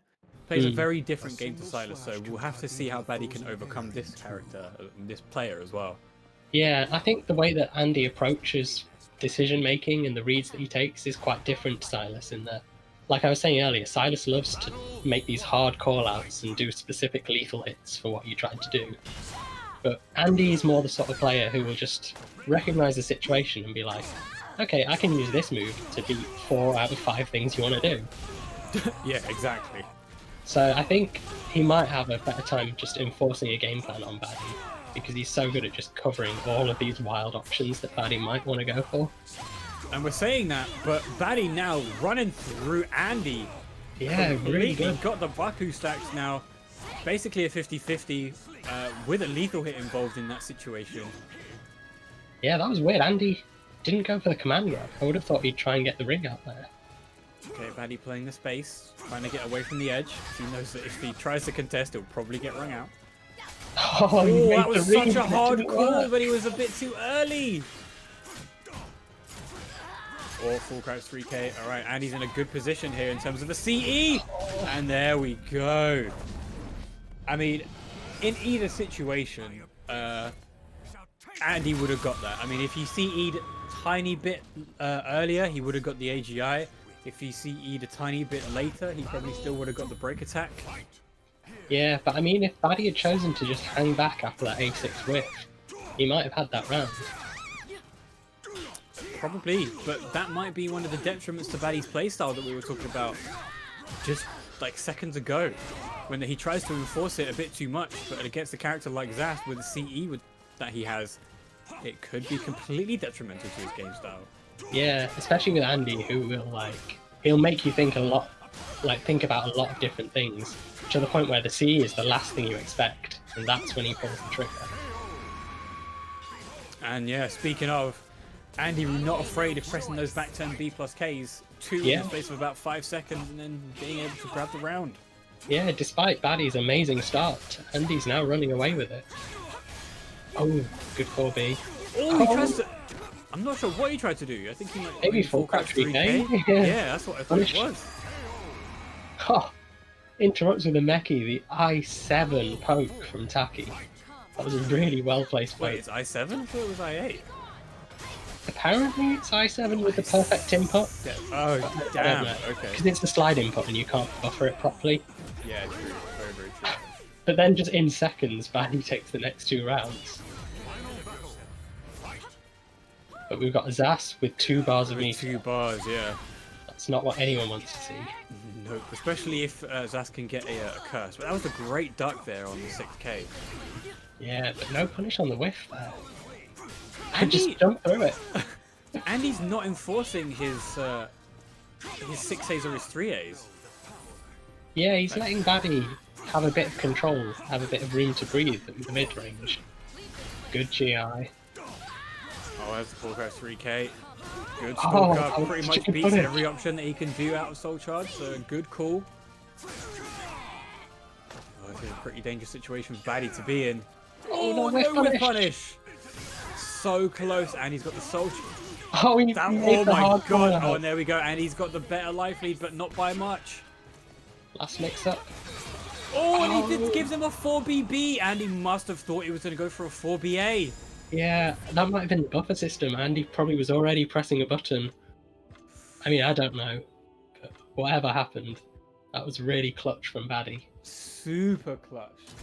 Yeah, 4BB was a really nice option there, because even if Andy blocked it, there's so much chip damage. So that was the perfect way to take Andy into that last pixel of health. Let's do this. I mean, But as it happens, it just hit him, and he won the game instead. it's just unfortunate that Andy's hard reads went what's the word I'm looking for? Oh, Well, he yeah. didn't do them successfully. Like the with the stalker hard reads. Yeah, he did it twice, and Could have neither got time it such an paid off. amazing punish, but he just done it maybe a bit too early or a bit too late, and he just didn't get it right on the hitbox. Yeah, that is really unfortunate. It's like seeing someone trying to RI too early for a soul charge, which we saw earlier. And that's going to be a Ring ring out. out. GI into 3B. Yeah, good choice, because so far Baddy's been doing GI into A plus B, so that was pretty free. I think in either situation, Andy is pretty much boned. Like, if he re-GI'd, he would have been safe, but his thinking is, if he's got a ninja cannon and I re-GI, I'm getting rung out. Yeah, it's a pretty horrible mix-up to be in. Yeah. Oh, could have got a ring out, but so close. Horrible mix-ups. Oh, why did that whiff? Okay, interesting turn of events. Baddy pressuring Andy at the wall. Yeah, good There we choice, go. backing away. You've got the life lead. God, I really love Baddy's patience now. There's He's another picking the right moment. 3B. I mean, you know, there could be a case to be made that 3B is possibly too strong of a move. It is a The very amount- good move. The amount of success that Baddy's got with it, but he's placing them so well. Yeah, There's a 4-6B, the classic. yeah, that was a nice option. It would have caught rolling, it would have caught wake up duck, and it also caught wake up mashing. It's a spicy hitbox on 6KK. Baddy going in. Don't get reverse strung out. Oh, he's gonna get And reverse there strung out. it is. That is an Andy special. Run in your face Choice. for A plus B. Yeah. And, like, of course you're gonna duck there, because Arsenal has 2 grabs that ring out behind him. Baddy back on the offense. Doesn't go for the Baku stacks, goes straight for soul attack since he does have 2 bars. Good the cancel. Oh, that was a Oh, great babe. cancel as well, but not got enough range just to beat out the whiff punish. Oh, that was a great whiff punish, just jump into his face. Another 9A. Yeah, that Zasselmal 66A is so hard to whiff punish. I love the option just to jump straight over it. It's sick. Alright. Andy popping that soul charge. Baddy popping that soul charge, sorry, pushing Andy to the edge, but doesn't matter. Andy Because he forces him popped back that to the soul middle. charge. Because of that soul charge, he got access to that lethal hit. Such a great way. Oh, yeah, true. Good step. but 4K no, lethal no. hit. There we go. It's going to be a bag of damage. Good block. Oh, he missed the go. punish. Baddy That's a there shame. going for a desperate 4BA. We all Well, that know was that a it punish. is blockable. Wait, He blocked the was it? 2K, so so 4BA he just- should have. He was just a bit flustered, I Oh, guess, and just missed a the bit punish. slow, I see. It didn't look like he was that far off, though. It must have been like maybe a frame or two too late. Yeah, I think it showed Andy perfect carding it, which means that it was just only just too late. Yeah. There you go. But Batty's not completely out yet. Not This at all. is a first of 3 situation. Mm-hmm. Because it is winners finals. So we oh my god, my brain. We do still have a few more games to go. Even if they keep trading, I know it's going to be a great, great, great set of games. Yeah, I mean, just those first 2 games, both of them went right down to the last round. Pretty much last pixel of health both times. A complete wire for sure. Mm. However, Andy's going to feel right at home on this stage. Yeah, this is definitely where Zas wants to live. This and the desert stage, just Yeah. he lives for these stages. Oh, wow. Good option. Alright, Oh. interesting. If there's something we've really seen by Batty, it's that his sidestepping has been so on point. Yeah, Andy finally recognising that and approaching with the 6-6A. No whiff punish, bit too slow. Oh, the Rung 3B out just again. yet, is going to be right Don't to get the edge, rest going to rung get out. that edge pressure. Don't get rest rung out. Oh, Batty thought he predicted the Don't 3B, get and that- there oh, we he gets go. the rest rung out. Out you go. Batty just a Oh. bit overconfident, trying to contest Andy at the edge and gets himself rung out in the process. Yeah, when you've got a life lead like that, there's no need to go in when you've got Zas to the edge. Nope, definitely not. Okay, Good poking game from Baddy in general. a great poking game. Like, he's got Andy flashing yellow already. And almost in critical. Yeah, chipping away at his health and his guard Oh, and meter. there's another step into A6. Nobody is recognizing this pattern from Batty, not a single person. Yeah, and then the cheeky unblockable reset. That nasty unblockable. No whip punish from Andy. It must have been weirdly turned around at that angle, I guess. Yeah, it did look a bit weird, the camera. Nice punish. Oh, okay. Good patience from Andy. Damn. No duck, but still with a life lead and guard gauge lead and bar lead. Yeah, this is ridiculous. Andy looks like he's either going for a guard crush or for hard reads. Both characters in soul charge. This could be pretty explosive. Oh my god, look at the Bad for shit Andy. damage. This is bad for Andy. So bad for Andy. He's gonna have to pull something back. So we go evening up that life. He's got a bar. I've got a curse. Sorry. Yeah, he's doing it though. He's fighting back. Batty Wow, just that- caught pressing buttons at the worst frame deficit ever. Yeah, that was looking so convincing for Baddy as well. Such good composure from Andy to pull that back. And now Andy is pressing buttons, adapting to the situation of if you're pressing, I'm pressing. Yeah, this is such a scramble, and I love it. It's such a mess. Yeah, this is what Baddy's so good at though. He just creates scrambles, and he thrives in it. Oh, great call with the Wow. step in possession into UB. Okay, don't approach him, Baddy. Batty just You don't wanna completely get- responds with, "You want to get scrappy? I'll show you scrappy." Oh, he just throws the shuriken. Chucks a shuriken at him. Yeah. We're playing Smash is- now, we're Greninja. What is Andy gonna do? Yeah. Like, just ideally. run around. I think Andy should really whiff buttons at range to build meter. That's probably Yeah. what I'd do. Good call by Andy. Doesn't try and go for the duck. Oh, and there's another no. full crouch 3K. Makes it safe. And another safe. Okay, we're gonna pause the timer. Yeah, that's smart from Baddy, just trying to stall him out of his soul gauge. And there we go. There's another soul charge, which is good for Batty because he's still got another bar. Even if he... Oh, Ooh. okay. At 1A. There we go. 1A soul charge extension. Yeah, And I that- liked what Baddy was going for. Trying to be patient and just kind of stall him out of his soul gauge. Because he had the health lead. It was a great idea, but I think Andy just got in his head a bit too much. And Yeah. conditioned him to not block low, because why would you if Zas is at range 50? And I think it's testament to just how patient Andy was. Because like in real time, that must have been like 20 seconds of nothing happening. Oh, And for sure. Andy was fine to roll with it. Like he didn't try and force himself into the situation, try and force himself to We got the create Halmaru something. stage, boys! Sorry, Carb, I just had to say that. Yeah, I'm excited too. But yeah, just saying that Andy's showing such phenomenal patience that after 20 seconds of waiting around, you're probably not going to expect the run in 1A. Yeah, exactly. You just completely don't think that somebody's going to run in and low you, especially as a Salamer when he's got way better options in 3A, 6A, 4A. Yeah, there's a lot Just to to make think yourself about. safe. Oh, we can't Chi-High those. Oh, there you go. nice. That's not a universal punish. You have to do an I-12 while rising move. And out he goes. That was very impressive. Yeah, I think you can full crouch CK punish that, but you have to be like incredibly quick.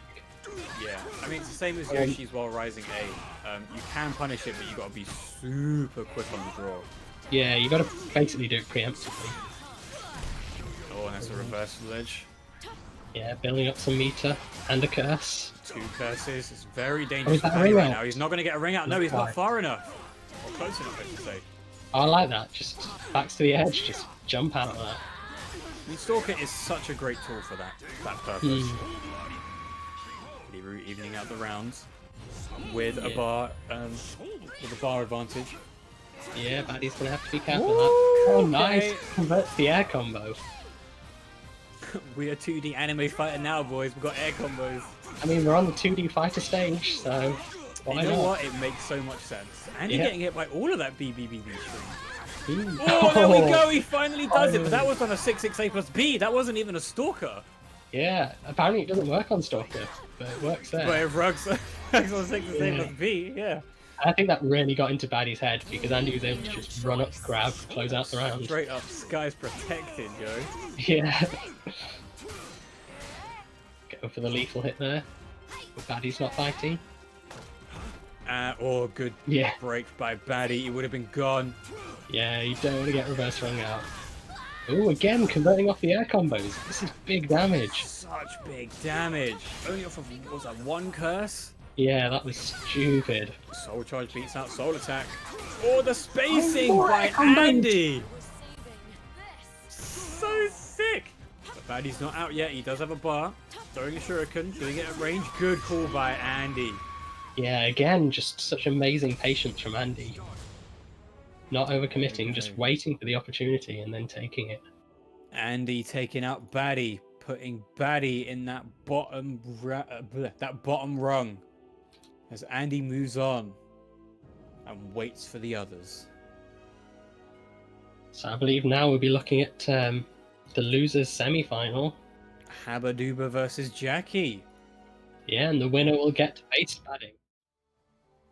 Yeah, the winner gets to face the man who took out Silas. And Yeah. Haba also took out Silas. Yeah, I just saw that. We didn't even clock that. Oh, wow. It's a shame we missed that.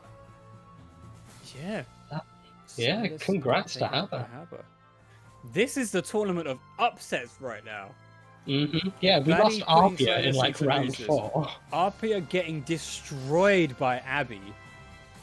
And then unfortunately Abby getting 2-0'd by Jackie. And then Jackie made a great run through losers. I mean, Yeah, you where get did to he get put into concept losers? to get to where he is now. Yeah, he beat Abby, he beat Sepius, and then he beat Set, and now he's in losers semi. Yeah, so now losers semi, Havaduba versus Jackie. I don't think many people would have called that, just looking at the initial roster that we had. Don't think anybody would have called that. Yeah, I mean, if you did, congrats. You should have put money on that. You should go play the lottery right now. Yeah, yeah, before it's too late.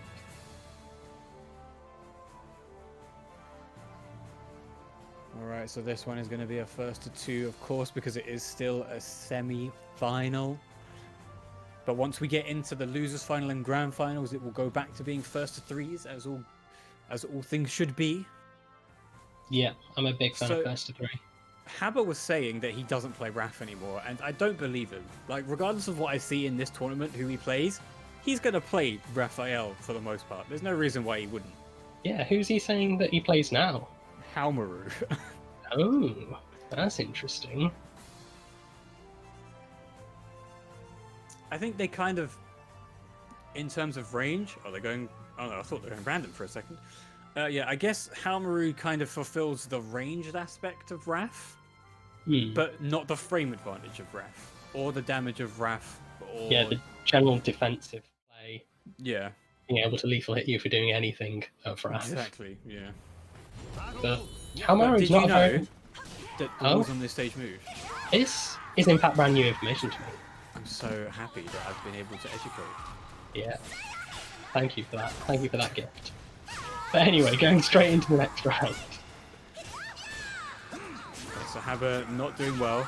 This is typically a very bad matchup for Haomaru, considering how quick X is and how slow Haomaru is. But Hamaru has that godlike backstep. He does. Right. You do have to use... This is my take on Haomaru, right? He's great because his backstep exists. He's bad because everything else exists. Yeah, or a lot of things don't exist.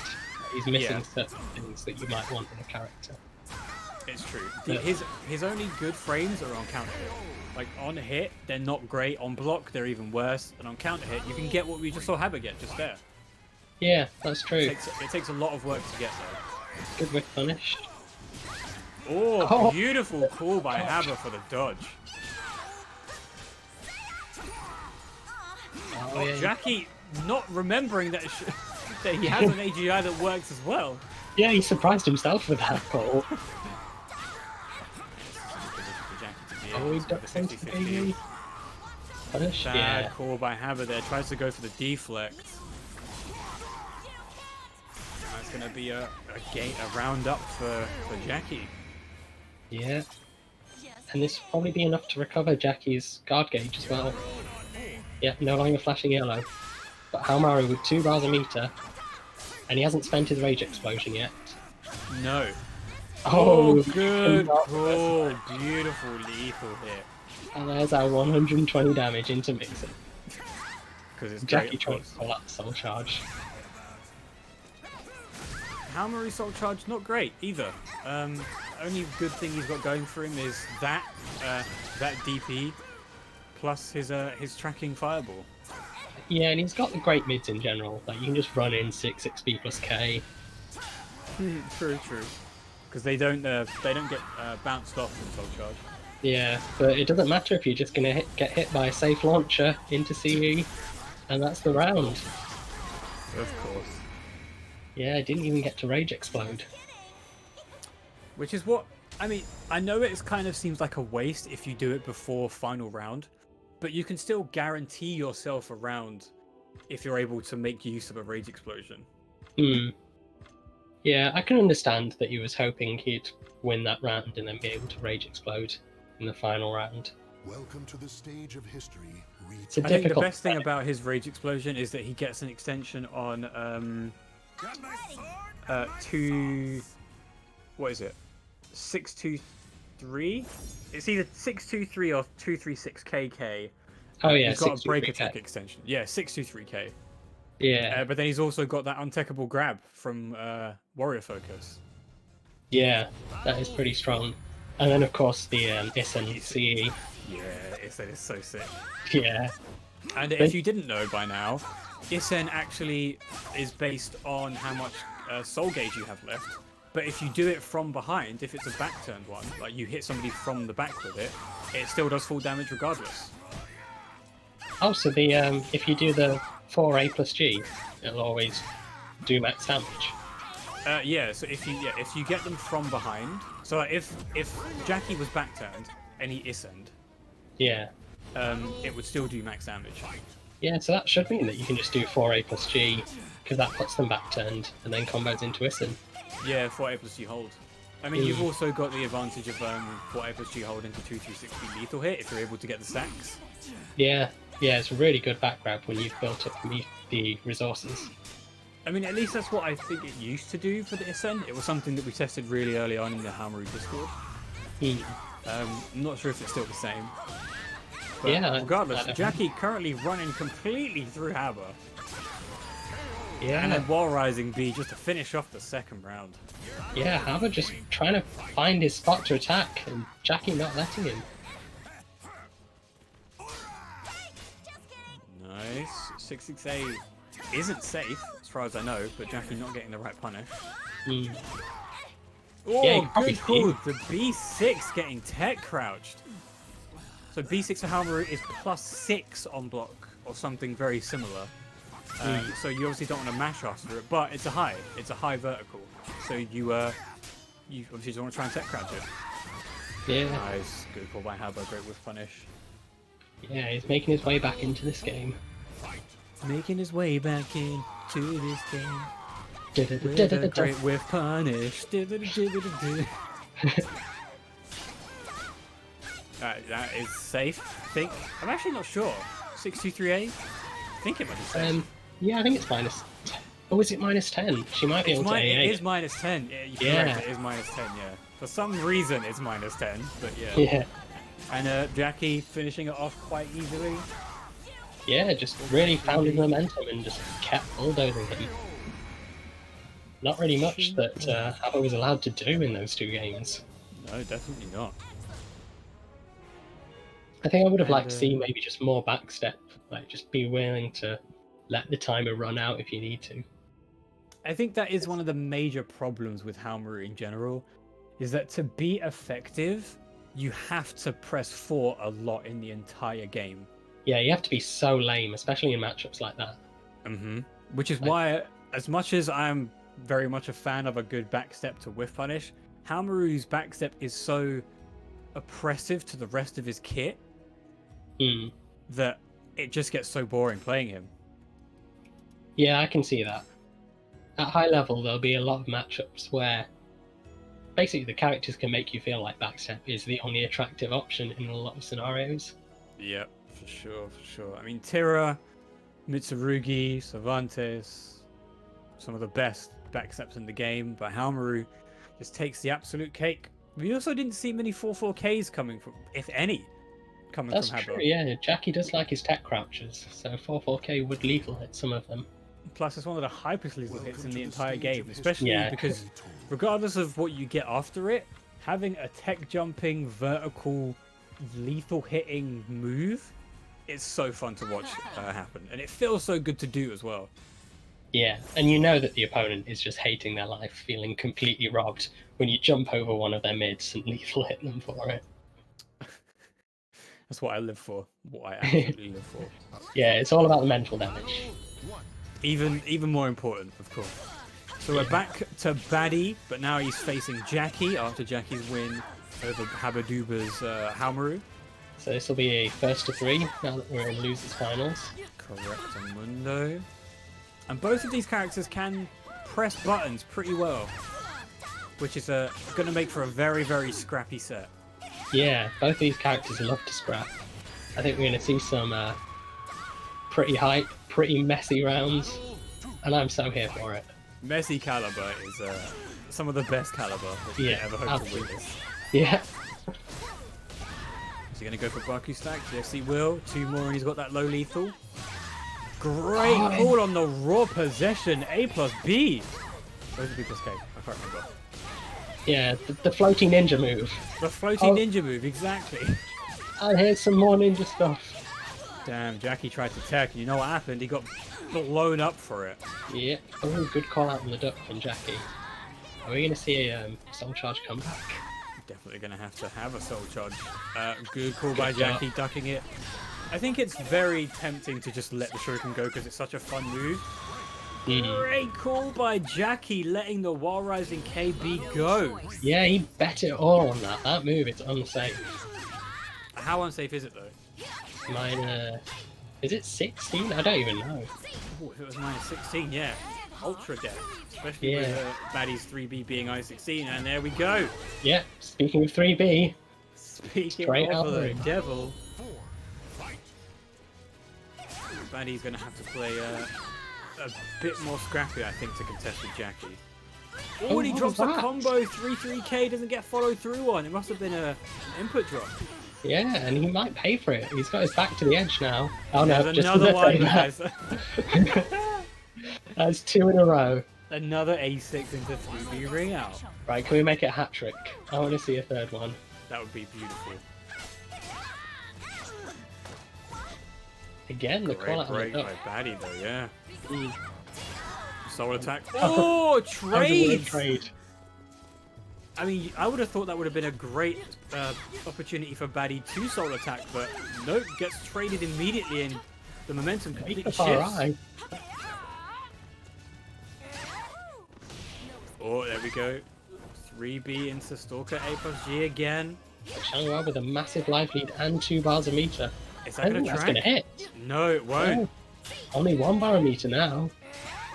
Which he could still Nice. kill with, even more so now that Zhanghua is in guts. Oh, Why the would you call out on the crybaby that? crybaby! Why would you crybaby? There we go. Oh, And that's going to be it for Baddie in this first game. yeah, really nice option, punishing that with the CE. I mean, I'm not sure whether or not it was a call out, if it was just like a Baddie thing that he just does. I think he was calling out the crybaby. I've seen him do that before in this matchup. Oh, really? Yeah, he's definitely gone for. I think it was against Valhanya. I've seen him go for a similar thing. Welcome to the stage of history. Okay, well, there you go. Calling out Yep. the crybaby. Baddie plays this matchup a lot. Like, I know that he hates Shanghua, but because of the type of person he is, he's just decided, right, I'm going to play Shanghua all the time and just learn to beat this character. Well, unfortunately, he's not beating it just yet. Jackie is a game up. Yeah, but with the way things went last time, on this stage as well, we're getting the same stage, where Baddie got 2 lethal hit ring outs.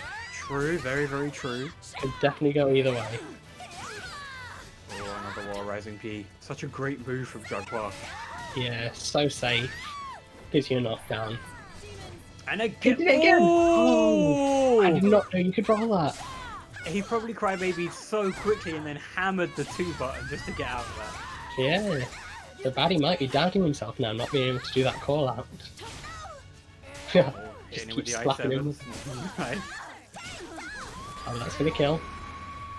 There we go. Jackie, even after taking an A6 lethal hit to the face once again, coming out on top in round 1. I'm surprised that one didn't lethal hit. Yeah, but the A6 positioning is incredibly weird. Yeah, on the call out on the wake of AGI. That does so much damage for saying it's not a lethal hit. Ooh, okay. Baddie with the perfect. I'm Yeah. back with something strong. Nice 6A plus B, good AGI. Good punish. Another wall today. rising B. It's such a good move. I mean, you can Yeah. catch Jackie I wall rising B just because of the move itself. Yeah, it's so good. Why wouldn't you? Yeah, for sure. Gonna go for the single Oh, he didn't down, see yeah. any. See, he would have been very close to killing. Oh, but it doesn't Okay, matter good enough. because Jackie's gonna get a 3B into a no-kill combo into a 6-6K. Leave me no choice. Baddie just waiting there for the 3B. Oh, nice factor because K punished. Great call out by Jackie. I mean, These players are so good at like not only creating the scrappy situations, but understanding what's happening. Like they're thinking so quickly to react to things. Good Zhanghwa's punish. backend is just very frustrating to deal with as well. Yeah, there is a mix-up as well if you just stand there. Oh, good set by Baddie. No great punish. One more hit and Jackie will take it. This. Yep. Gotta love to hate to see a 5B from Zhanghua. Yeah. Yeah, hate to love to see it. Exactly. What Yeah. Cup says. Whatever I said. Yeah. This could potentially be the last game. Yeah, Baddie's gonna have to make some kind of adaptation. Baddie beating Silas, but not able to beat Jackie. Anything can happen in tournaments. Absolutely Yeah. anything. Yeah, all of these players have they have been in the lab, they have stepped their games up, and now, yeah, all the things you thought you knew, just forget that. Out the window. The game has been changed. We were playing a game, forget it, it's changed. Forget it. Yeah, Get about it. new game. Pretty good situation for Baddie, considering that he's probably one of the... literally about to say it, was one of the 3B ring out kings for this tournament so far. Got every 3B has landed. That was ridiculous. He's just catching Jackie mashing. Yeah, it's working. I think Jackie's just basically going with the game plan that he went with in the last 2 games, and Baddie is now adapting. Yeah, I like Baddie's choice of adaptation. Instead of turtling up and blocking the mashing, he's just been like, no, I'm going to mash better than you. And he's just 3Bing him out of everything. Wait for it, it's gonna happen now. Hey! You knew it was going to be either 3B or lethal to A6. Yep, one or the other. Okay, we're gonna do another one. Okay. Oh, what's I didn't 3B? expect it to be that quick. Yeah. Oh, you could have punched that harder. 2B. Great bush punish. Oh, Just Jackie jump. getting caught with his pants down, just not quick enough. But this could go either way. I mean, as we just seen, Jackie is nobody to sniff at, especially when coming from behind. Yeah, and he's got Jackie's gauge flashing red. Flashing yellow, sorry. Come on, use your meter. Oh, there we go. Yes. You can guarantee Jackie's going to be looking for another one of those. Yeah, one more CE will kill him. One more block punish CE and it's over for Baddie. But pretty even health bars. Oh no. Oh, there we go. Jackie taking a round. But that was an expensive round. Jackie had to use all of his meter to clutch that one out. Just kidding. Battle 4. Fight. So annoying. I swear Baddie's gone start of the round 3B every single time. There's honestly been no need to. Jackie's not able to punish it effectively. Wow, I didn't think that would lethal hit. Great step into A6 lethal. Baddie trying to get that ring out. 3B Right into angle. 3B. But does have the life lead, guard gauge lead, and bar lead. Yeah, but Jackie's refusing to let his guard be broken. Oh, he missed the punish. But AA is supposed to be a punish. Good call out by Baddie, understanding that the transitions are really minus and can be punished. Mm-hmm. Baddie taking a game finally, making it interesting. 2-1. Yeah, that's what we like to see. Alright, chat, who do we think is going to take this, Baddie or Jackie? Who's going to be moving on to face Andy Root in grand finals? Let's do this. I enjoy the way both characters say let's do this. I think most characters do this. Yeah, I think there are 4 let's do thises. And 2 let's go. Let's do this. Let's do this. Battle 1. My favourite one is when Zaslamel says, "It is time," and then Aswell says, "Time to save the human race." It would be great if we had more individual voice lines for each other. Yeah, what I miss is SoulCalibur 2, when on the loading screen you could press a button and then your character would trash talk. Yeah. Yeah. Yeah, they need to bring that back. It would be wonderful. Mm. But also let us spam it, because you could only do it once before the game loaded in. Yeah, just mash that button. That would be Mash beautiful. fucking yeah. Okay, Baddie may be making a comeback. Could we be seeing another reverse sweep? Yeah, again, start the round with 3B. Oh, nice jump. He's honestly had no need to not start the round with 3B. Yeah, because it's still a guessing game on block and even on whiff sometimes. Oh my Oh, god, and the ring out. this is disgusting. Yeah, Can whatever people Baddie's just start doing horizontals to stop Baddie moving? he'd just go under them with 3B. True, very, very true. I think that's what's been so strong about his defense. He's mixing up between like random 3B and sidestep to get the A6 lethal hit. And he's doing it so well. I mean, apparently 3B hold is punishable on block, but it's like minus 12 or something? Yeah, it's pretty hard to actually Yeah. get the block finish. Oh, slap her in the face. Good break by... There we go, Jackie able to come back. Oh, nice. Oh, beautiful duck into CE. Great call. Putting Jackie back on that board. Yeah, that was looking like it was going to be a steamroll 3-0. But Jackie saving his meter and cashing out when he needed it most. Battle 4. And we've seen a lot of rounds end with that.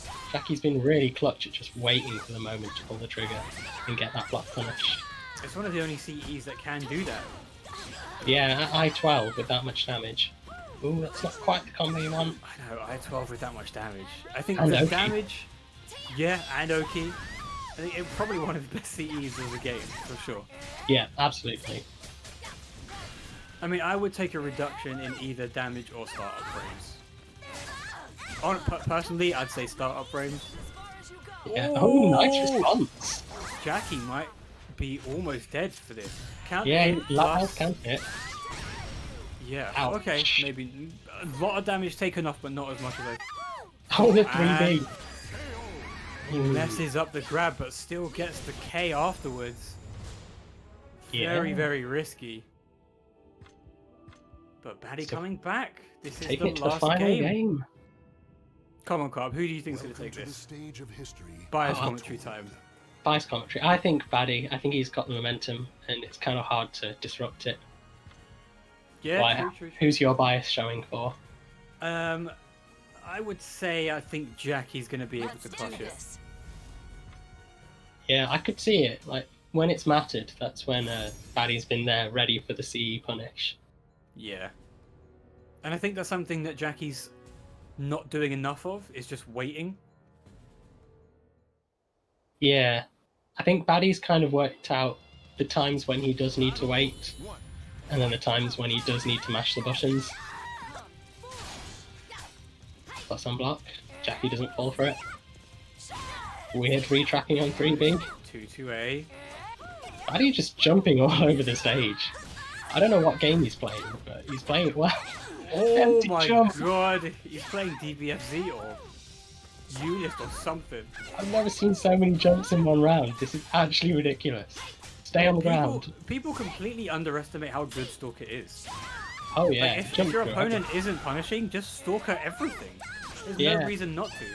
And look at the damage control there. He got whiff punish, but because of the Stalker, he barely took any damage because he was in the air half the time. Exactly, and he only got hit by the second half of 6BB, so it was even more damage reduced. Yeah. Oh, he ducks into it. That's not Oh, and punished. there's a War Rising B. Yeah, just a little bit late on that punish there. Batty was hoping that Jackie was mashing a button to get the 4BA counter hit. Oh, he missed the just frame on the A6. He just missed A6 in general. There Yeah. we go.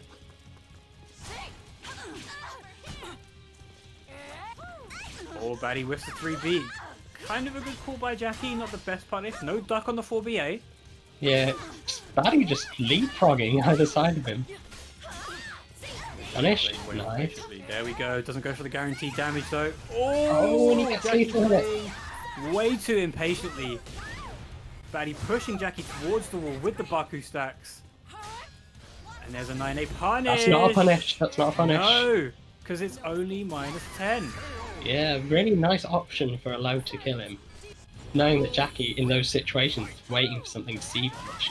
So give him a low that he can't see. Ooh, and there's another. Oh, just stop using lows, stop using mids that don't hit out the air. Baddy is just going to be in the air for this entire game if he wants. Oh my god. To jump over the top.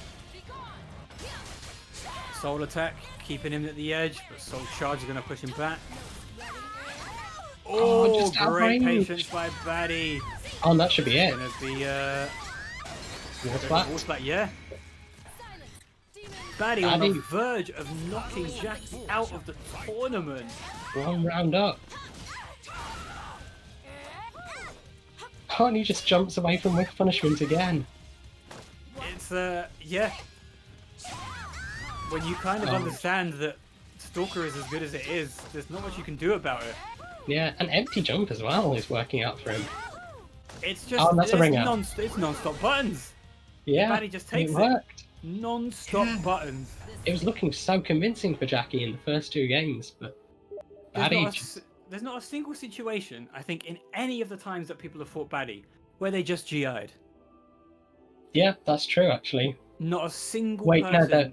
there was one where he GI'd, but it was on the pirate ship. Batty GI'd back and then did 3B. Yeah, right, okay. So the one time he did go for the GI, it just got him wrung out. Yeah, I mean, you know, logic would probably somewhat dictate that at some point you just have to GI randomly to stop Yeah. Batty pressing buttons on block and on whiff. And if you want to fight Baddy, you need to hit the lab and work out what hits Taki out of the air. What hits Taki out of the air? What actually punishes Stalker? What actually punishes 3B hold into Stalker? Yeah, you really need to know your options for 3B to actually capitalize on the damage there, because Baddie was getting away with so many 3Bs. I mean, he's getting away with 3Bs against every single person he's fought. Yep. Except Andy, who managed to put him in losers. Yeah, But- I really hope Andy spent the duration of that match just in the lab making sure that he knows how to hit that girl out of the air. I mean, I think he does know. It's just that the two times that he's tried to do it, he's been either too early or too late. So the hitbox of the scythe hasn't been able to hit what seems to be a kind of reduced hurt box of Stalker. Yeah, she jumps way too high for a lot of things that are supposed to anti-air. For sure. Because it's different going into training and seeing, oh yeah, this is my anti-air button. But in a real match where not only you've got to deal with your own pressure, your own nerves that might cause you to drop the inputs, there are so many variables like the range at which stuff is blocked, different Stalker transitions that you're not used to, like them being just used randomly in neutral. There's so much to factor into it in a real game, and Baddie's just so good at abusing that, making sure the opponent isn't ready for just random ninja jumps. And what Jackie also wasn't doing, 6A plus B. Yeah, he didn't get the lethal hit once, did he? I think he got it once, but it Maybe. wasn't on a 3B. I think it might have been on a While Rising or a 9B. Hmm. But yeah, Jackie just wasn't doing enough 6A plus B. He wasn't telling Baddie that, look, if you keep spamming this move, you're gonna get punished for it.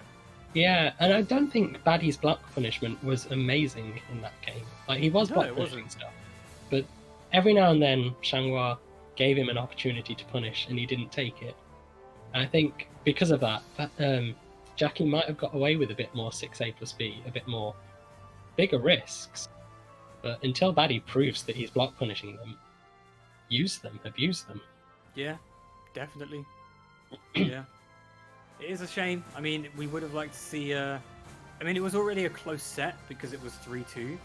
But Jackie, at the end of it, did just pretty much get steamrolled by a 3B and A6. Yeah. However, we are now moving into our grand finals of the first ever SoulCalibur UK online tournament. Andy Roo versus Baddie. Zas versus Taki. So Andy Roo did put Baddie into losers.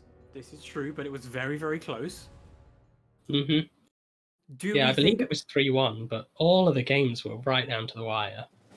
do we think Andy will be able to do the same thing again? Battle 1. I hope that he can't for the first set, because I want to see a reset. I want to see 2 sets of this. Like, the more caliber, the better. Of course, always. But if Oh, someone's nice going to hitbox. make sure that Baddie's not allowed to get away with any nonsense, it's Andy. will He's be a Andy. very no-nonsense player. Very much so. I mean, especially in the way that he plays neutral, there is no nonsense. Oh, Yeah, oh, that Okay. was weird. Yeah, okay, maybe we're not a 2D anime fighter. Can't Yeah. do air combos. yeah. But that's what Baddie's so good at. He's You just know what? amazing at getting in the air and messing up your combos. That actually reminded me so much of Roman Council from Guilty Gear. Well, we found Baddie's next character. Oh, nearly got the lethal hit. Nice. Andy playing super solid. And you see Baddie is just afraid to press buttons against Andy now. Yeah, but he's not afraid to jump around. As well he shouldn't be. Stalker's such a good move. Yeah. Oh, he didn't punish that. That could have been big. Oh, nice call out. Alright, Andy needs one more hit. Nice Ooh, 9A good job. over the low. Soul attack gonna put Andy on the back foot here with the frames. Beautiful duck into While Rising K. Great prediction. No choice. Yeah, Andy just playing really compact, not taking any risks. That's not Ooh, gonna work, is it? No. oh. And he's lost the bar right at the get-go. He's probably expecting a 3B. Yeah. Oh, no wall slap. Oh, There we go. 2 full crouch 3Ks in a row. Yeah, why wouldn't you? It's -2 on block. I was saving this. Daddy was saving this. What's he Okay. say? Oh, yeah, that was a good thing to save. Save B, yeah. It's a lot of damage. There we go. While Rising AA on with Soul Charge is a really good move. The break attack makes you go halfway across the arena. Yeah. But it doesn't matter when Andy just sits there and back turns A's you. Yeah, good option from Andy, because I think that's the kind of situation where Baddie would like to jump in, and back turned A has a really high hitbox on it. Welcome So to the just a really nice, sensible poke to close that out. I mean, it's one of Andy's favourite back turn moves as well, because no other SoulCalibur seems to use it. Yeah, that's true. I think really when see that people often. really know the matchup, they're not going to be getting hit by the back turn B plus K and back turn B. People are going to start stepping and jumping. So, yeah, Andy being smart and using the lesser known option, which is super effective against people who know the matchup. I think it's safe on block as well, right? I believe so, yeah. Yeah. And Ooh, Tom's 4-6B just completely whiffing. Yeah. Oh, good block. Baddie getting out of that pressure with another stalker. Yeah. 4-4B Andy coming probably in. Andy expects doesn't 3B. go for the combo to get the wall pressure, but has a curse applied and has now put Baddie in guts health in less than 40 seconds. Good whiff punish. battle 2. Fight. I think that's one of Andy's biggest strengths is his ability to whiff punish. Yeah, he's always looking for you to do something silly. Some insane reactions. He's always baiting stuff and ready to react to it. Ooh, 2A out of range there. Oh, Baddie not getting the Stalker K, so using that to his advantage, going straight to possession, but it doesn't matter. Yeah, because Andy whiff punishes with a 4K. Oh, he could have Great step A6'd on the him. soul attack. Could have punished that too. Andy taking those frames. Wants that advantage back, and a back grab is going to put Baddie down 2 rounds. Andy's really made Baddie afraid to just mash buttons. Like, he's showing a lot of respect that he wasn't showing in the previous games. I think it kind of is a testament to how well we know Andy can play. And that, like, Baddie, like you were saying, disrespected Jackie to an immense amount. He wasn't even letting him press buttons, even on -10 situations. He just kept on 3Bing, even though Jackie, or X in general, does have a 6A plus B AGI. Yeah. But against the Andy route, he just has to play a bit more methodical. Yeah, Andy's just forcing that kind of respectful play out of him. But kudos to Baddie for just keeping him flashing red this whole time and not taking the guard break. That's going to really help with the pressure. 3B, but into a whiff. No punish. job. Okay, the 2... Oh no, Baddie! didn't expect it to break. No! Could have got a Such pretty a waste decent of- guard cross combo. That is really unfortunate to see. And Andy Andy's just playing- playing the mid-range. Yeah, I was about to say, playing that mid-range so well that even if he does get stalkered, he's not pressing a button trying to contest, he's just waiting for the landing and then reacting to the follow-up. Yeah, just keeping that space perfectly so that he doesn't ever risk getting ruined by that stalker. That is how you do it. And now Andy, 2 games up. Could very easily Welcome to the stage end of history Baddie's run all Yeah. the way through the bracket to give him second place. Yeah, Baddie is going to need 3 consecutive games now. Well, 3 and then another 3, if he even wants to consider winning. Yeah. But I mean, Random Select has been kind to him. Another world stage. True, true. It is still somewhat dangerous because Zaz can apply double curses on a wall combo. Yeah, he's got nice wall combos. He can keep you there at the wall with his double combos. Oh, wow. being knocked right out of Stalker. Oh, Baddie's gonna Baddie probably checked be out trying to his think shot. twice. Stay down. Good pressure from Baddie. Ooh. That's a combo? Okay. Lesser spotted tacky combos. Yeah. Oh, what was that? That was not a Hey, combo. oh, tries to grab as he goes into the 9A and then into a 9B. Closes it out with 1K. Are we about to see another reverse sweep from Baddie? Are we about to see that? I mean, he did it once. We could see it again. Do it again.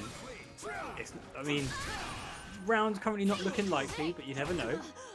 Yeah, I mean, I wouldn't put it past Baddie.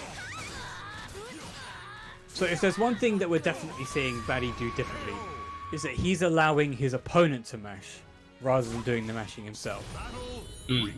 I think if Batty is able to get in a position where it's his turn all the time, regardless of whether or not he's -10, -12, Batty will have the upper hand. Yeah, that's when he thrives. And he's doing it now. He's like, oh no, you're trying to pressure me? I'm just going to 4BA you. Look at that damage.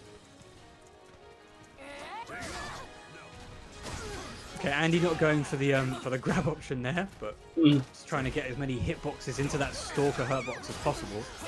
Yeah, really good spacing from Andy. Soul Charge activation. Andy doesn't want to lose his round. Oh, that didn't whiff punish.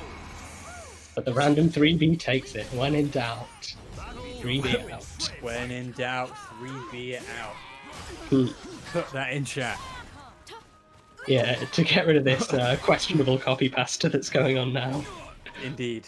How will you even dare to make our wholesome Zas lad at least the tiniest bit lose? Never. And Yeah, he's dead. it's not- That yeah. damage, Carp. That Yep. damage. I know, I just blinked and then he was dead. Remember when he had health? Yeah, I don't. That is a distant memory. Your health is a friend that... Oh, here's the lethal hit though. When he drops the combo, 3-3K not close enough. Or 3KK, sorry. Okay, second attempt at a lethal hit combo. There we go, gonna get the wall splats. Oh, what's the reset? I guess it's wrong, but it doesn't wall splat. Soul Charge, get off me, baddie. I mean, not a bad idea, except Andy's not pressing forward enough. I mean, he could literally trap a baddie at the wall. Yeah, Oh, nice. No air combo, though. keep stepping. Oh, nice. Good call by baddie. Yeah, Bringing it back. One game for baddie. yeah, really nicely done. That unblockable is surprisingly difficult to step as well. So I like the fact that Baddie just, like a complete madman, instead of thinking, I've got to step really hard on this, he was like, nah, I'm gonna see. I've got invincibility frames because I'm a ninja. It was... I don't know, it's just a little bit of a weird decision by Andy.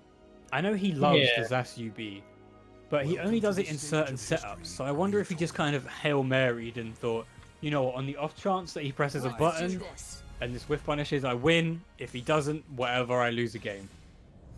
Yeah, I mean, I think Andy was definitely feeling himself after those first two really dominant games. So he probably just wanted to put on a show for everyone and wasn't ready for Baddie to have the perfect response. Which is weird, because I think that is probably the only response that you can have as a character in this game where your iframe serves to beat a UV like that. Yeah, you don't see that interaction very often. But an interaction you do see often is a reverse ring out with Zaslamel. So, Which is what Andy's going to be looking for, really, really... Oh, okay. oh, he's just taking damage instead. And another 668 plus G. Andy not ready for these grabs. Yeah. It's a good way to pressure as well, because that grabs +8 on block. Oh, Stalker hold K. Andy Yeah, wants ring that out. ring out. Oh no! Again, the back turned A. Oh, not no, firing not out. far enough. Going for that 6VB. Wanted that lethal hit. Oh, there's Oh, a 9A. no. Jumps right through the grab. Great call by Baddie. With the teabag. Give I him think a Andy did the teabag. unintentional teabag because he didn't know what to block. Yeah, And then Baddie was like, Baddie with no chill doing the intentional teabag. of course, of course. Gotta love it. Nice Oh. hitbox there on the possession B. Yeah. Oh, damn. Andy's getting on in the action now, the 9As. Yeah, oh, this is such a scrap. This is so amazing.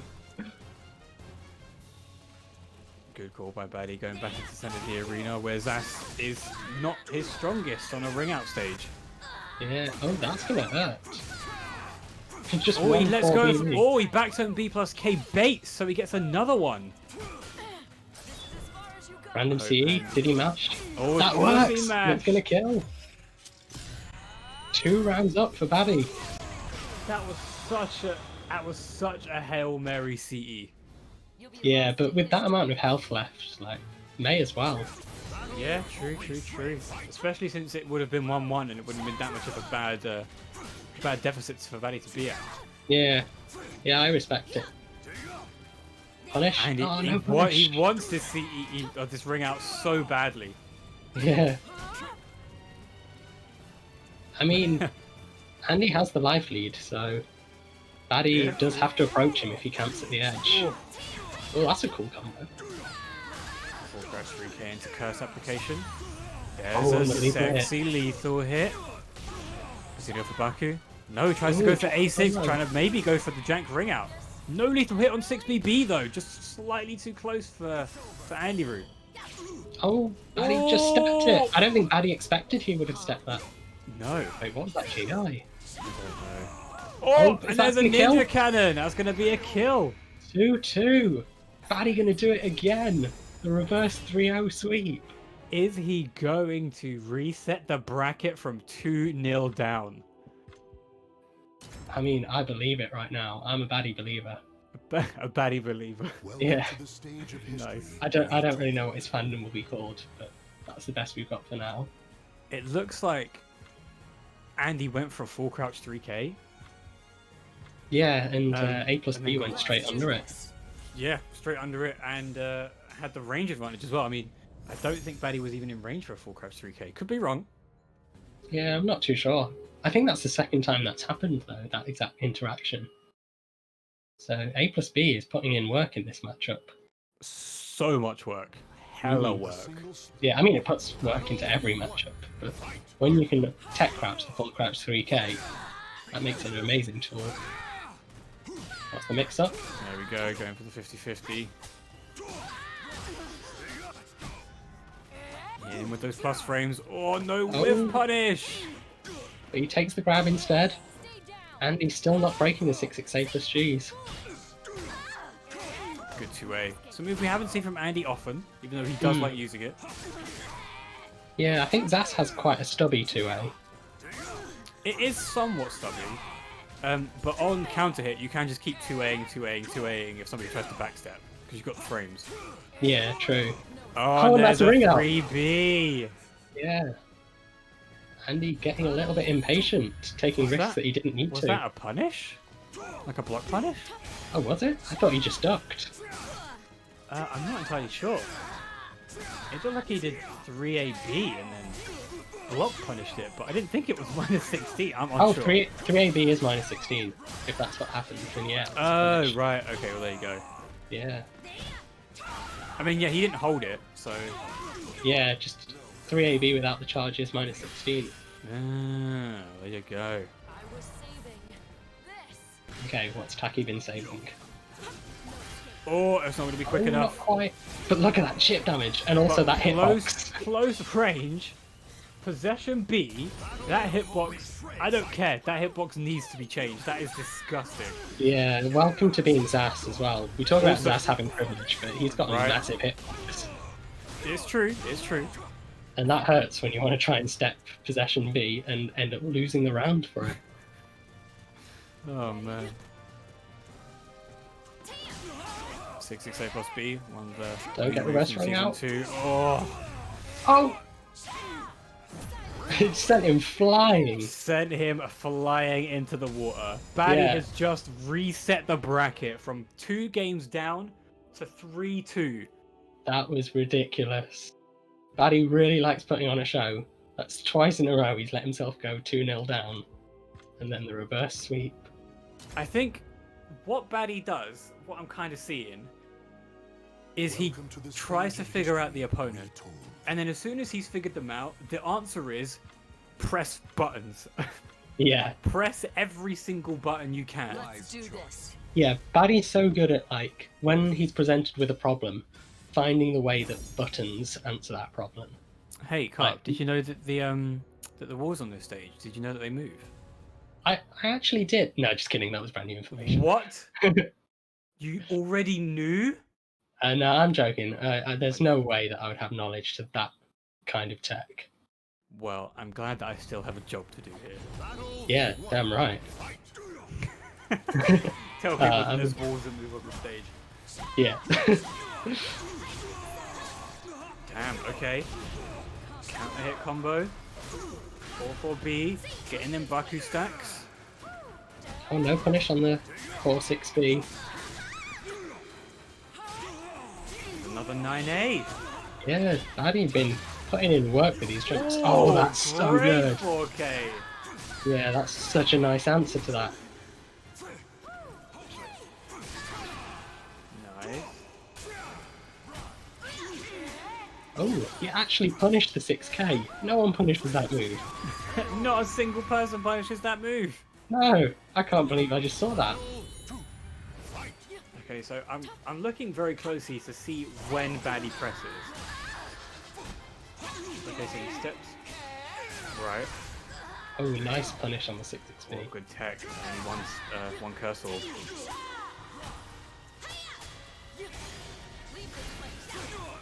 So much guard damage just from two bots. Pressing on plus frames.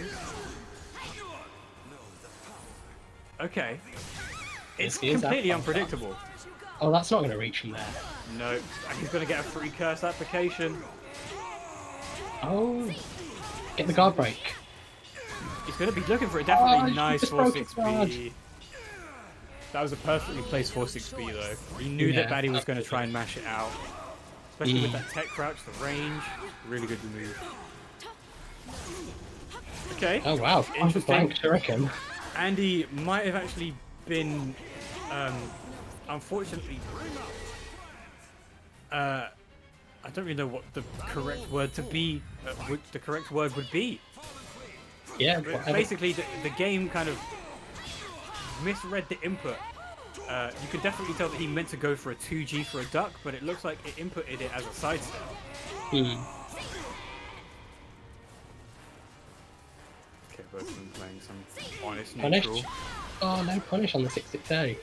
How are you going to punish a 6K and then not punish moves like that? And that 4-4 for speed. Where's the punish? It's minus 16, I believe, right?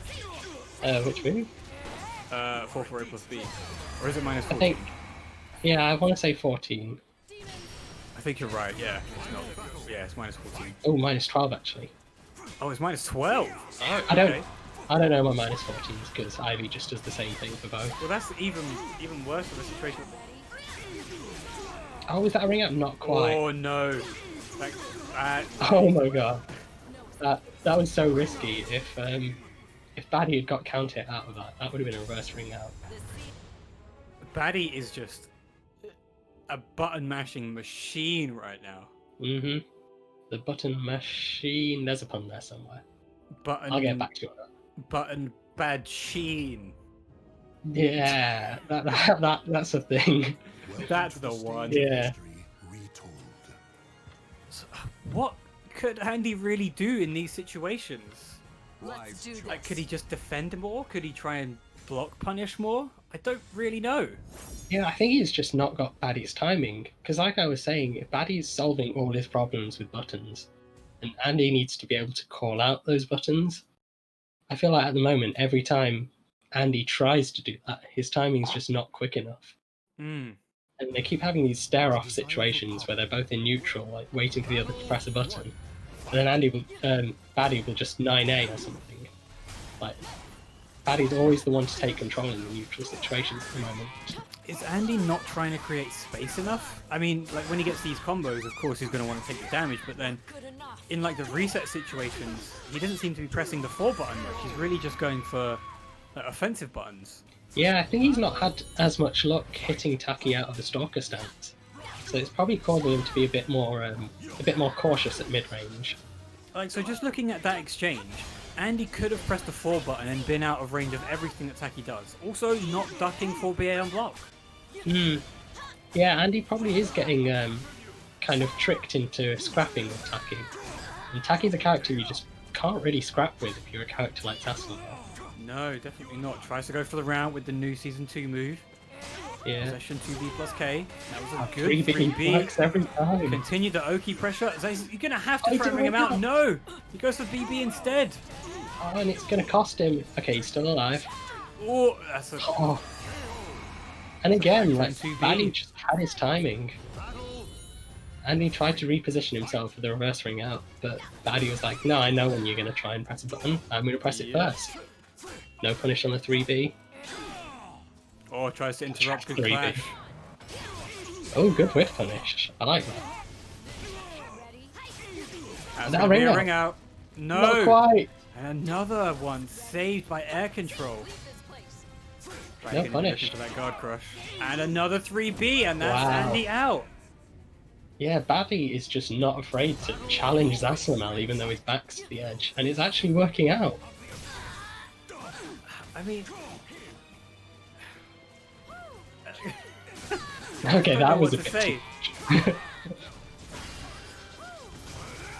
Oh, Oh, good. that's call one on the way to bubble. answer it. Okay, Andy has a life lead here. He doesn't have to approach. Yeah, that's true. Just space her out. He's not pressing 4. I'm noticing that way more than I did earlier. He's not pressing Yeah. 4. Yeah, he probably could run away. I think Baddie would sort of tire himself out a bit if Good Andy just guy. tested his patience. Okay. Andy's looking for those reads. That's exactly what he's trying to do. Instead of just run away from Baddie and keep that life lead. Yeah. And force Baddie to make mistakes due to his own impatience. Yeah. That's what Andy was doing in winners finals when they played. Where'd you go? Oh, it's gonna break That's guard. not gonna Oh, work. reversal edge. There we go. Yeah. But by choosing a reversal edge, he made sure that his guard bar was even higher. Like, he's still flashing red now because of that reversal edge. Oh, and he puts Andy in a bad position already. Can't punish that one. But Andy moves instead of going for Good plus stuff. frames. Oh, but the camera messed up his combo. That's not quite a whiff punish, but just And 3B another again. 3B and a 1-8 into a 3B. And Baddie's got No. to Oh, break his guard. Oh, it didn't break. oh, Oh, and such a there we nice gap. go. Andy was was perfect. looking for that, waiting so patiently for a ring out. Yeah, I really loved how he stepped to put himself with the back towards the edge, and then chose that as his whiff punish. For That the was actually first like ring out. godlike stepping. Yeah, that spacing was just absolutely perfect.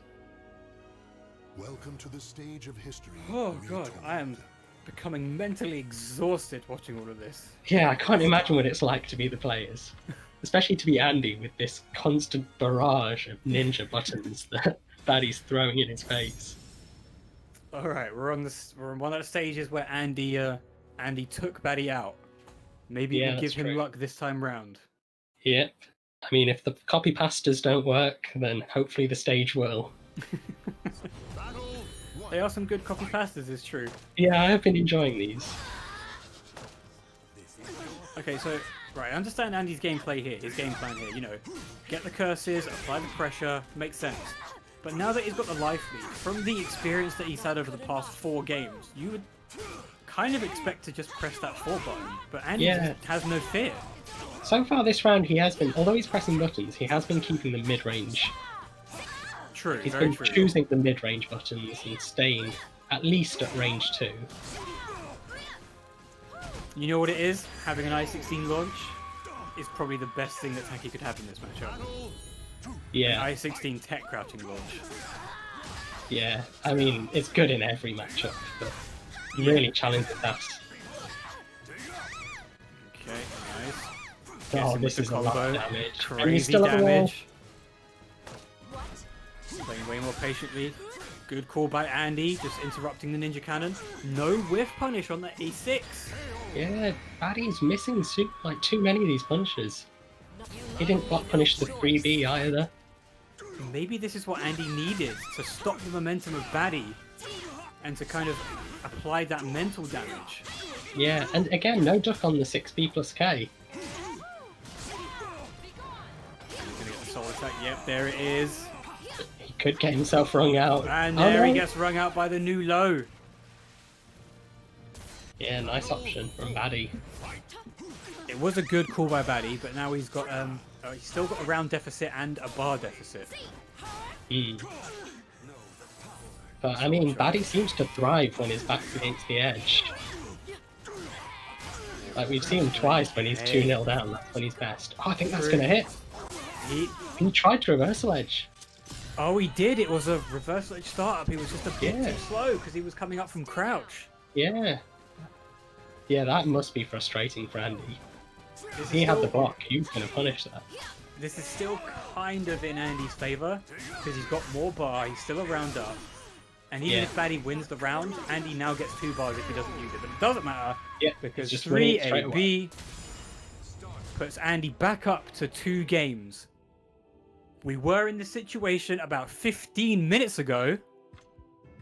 Yeah, and that's However- when Batty won 2 in a row.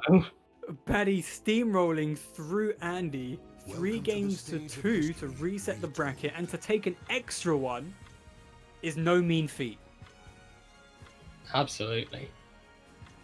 It is time. And it looks like the copy pastas are back in Andy's favour now. It looks like it. A pox on you, a curse or 2 will seal this game for Andy Roo. Yeah, that's a good one. And there was another one further up.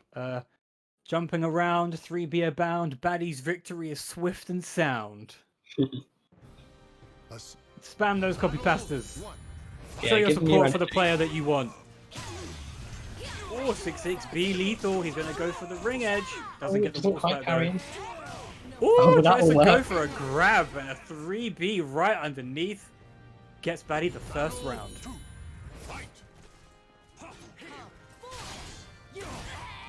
Congrats 3K, there's another one of the best moves that Zas has in his arsenal. Batty trying his luck with those wind rolls. Not Oh, he amounting to gets much. the lethal hit. That's how you deal with that 3B. Yeah, you wait for him to land and then 6BB. He took a little step forward as well to position himself for the lethal hit. Good option from Andy. Nice. Checking in Evening with the out. 6A into the 1B. Not finishing strings. 6A is really good on its own. Like, it's fully safe. Great Oh, for he baiting probably out could have GIs. 4K'd that on steps, but just wasn't aware of the situation. And of course, the new reversal edge mechanic that Zas has for some reason. Yeah, right. Oh, trying to disrespect. Ooh! Out The you go. patience by Andy. Yeah, That a was little bit too incredible. keen from Paddy. That was incredibly risky though, because Taki's soul attack does somewhat realign, depending Yeah. on what part of the string she's in. Plus the last hit is a horizontal. Oh, good tech, but he doesn't capitalize. Oh, slices her across the face with 6B plus KA. Oh, Andy's in a this is great looking position good. to take this now. Or 6B. Yeah. This Mix could up. almost be it if Andy gets one more mix up, depending on if he's got a curse. Oh, and he spends the meter on the soul charge. Good call. I mean, even if he loses the round, he gets it back. Oh, the grab, there's is a that going grab. to This kill? might It's a not high kill. grab. Oh, and it Oh, kills! that's And it. there you have it. Andy Roo takes it 3 games to 1 over Batty. And Andy Roo is your SoulCalibur UK online tournament champion. Yeah, that was really impressive adaptation from Andy. 3 games straight just after that bracket reset. I mean, GG's to Andy, but GG's to Batty. Yeah, god What an damn. incredible run through the entirety of the tournament. Let's just have a quick look at where he's gone. So I need to find him in the bracket. Batty. First one was a DQ. Beat Blade of Flame 2-0. Beat Jackie 2-0. Beat Silas 2-1. Lost to Andy Roo 3-1. Beat Jackie 2-0. Beat Haber 2-0. Beat Jackie 3-2. And then reset the bracket against Andy Roo for 3-2. With a and then Andy comes ridiculously back. high comeback. Yeah. Oh, Yeah. what a Yeah. Yeah, that was ridiculous. We had some incredibly hype matches. Like, right from round 1, going back to Silas versus Brandstar. Like, that was crazy, just a round 1 match. And throughout that, like, we've seen some incredible quality of caliber on display. Yeah, definitely. Some people really showing that, you know, they're ones to watch. They are big names in these brackets. Like, Set, for example, had such an incredible showing throughout his run. For sure, for sure. And as we said, Batty and Jackie both playing incredibly throughout. Yeah, I mean, it's testament to a lot of the UK people that we had, even though we had a fair few UK entries, we had a fair few UK people running through to top 8, top 4s, which just really, really shows how good of a region we can be when we put our minds to it. Yeah, absolutely. including the finals as well. Very close to letting Germany take it, with Baddies impressive showing. But the stalwart guards at the gate prevented that from happening, and Andy Rue took it 3-1 over Baddie. Yeah, congrats to everyone spamming the Zaslamel copy pastas in chat. It's a great copy pasta. Keep it up. Keep it up. Yeah, yeah, we love to see it. GG's to Nash for running the stream and for setting up the tournament. GG's to Dragon, Tapioca King, and Pikapi for helping out with admin, helping out with the tournament itself. And thank you to Holy Carp for coming on and helping out with commentary. Yeah, pleasure to be here, and thank you too as well for this excellent commentary. Always bringing the hype. Bringing that hype. And of course, thank you to everyone who tuned in. It was amazing to see the viewer count so high throughout and see all of you in chat getting hype for our boys. We love to see it. Oh, we do. We definitely do. Right. And thanks for everyone who joined into the tournament as well. This is just the first of many in this series of tournaments, so if you like what you saw, if you want to have a go at it, sign up for the next one. It also won't be the only kind of content that we put out for SoulCalibur UK Twitch channel. We will have a bunch of different stuff going on. Nashly runs lobbies every week. I believe they're on Fridays or Saturdays. I can't remember. But if you want to be involved, head over to the SoulCalibur UK Discord channel, and there'll be a ping when Nashly sets them up. But we've also got a few things in the works for you, which we won't reveal yet, but we'll keep you tantalized, ready and waiting for the new things that are coming. But once again, thank you everybody for watching. It's been a wonderful first tournament. Thank you to everybody who's come along, for the viewership, to the people involved. Thank you to Cup for commentating, and we will see you next time. Make sure to follow to get all the updates. Make sure you follow us on Twitter as well, and join the SoulCalibur UK Discord to know everything going on.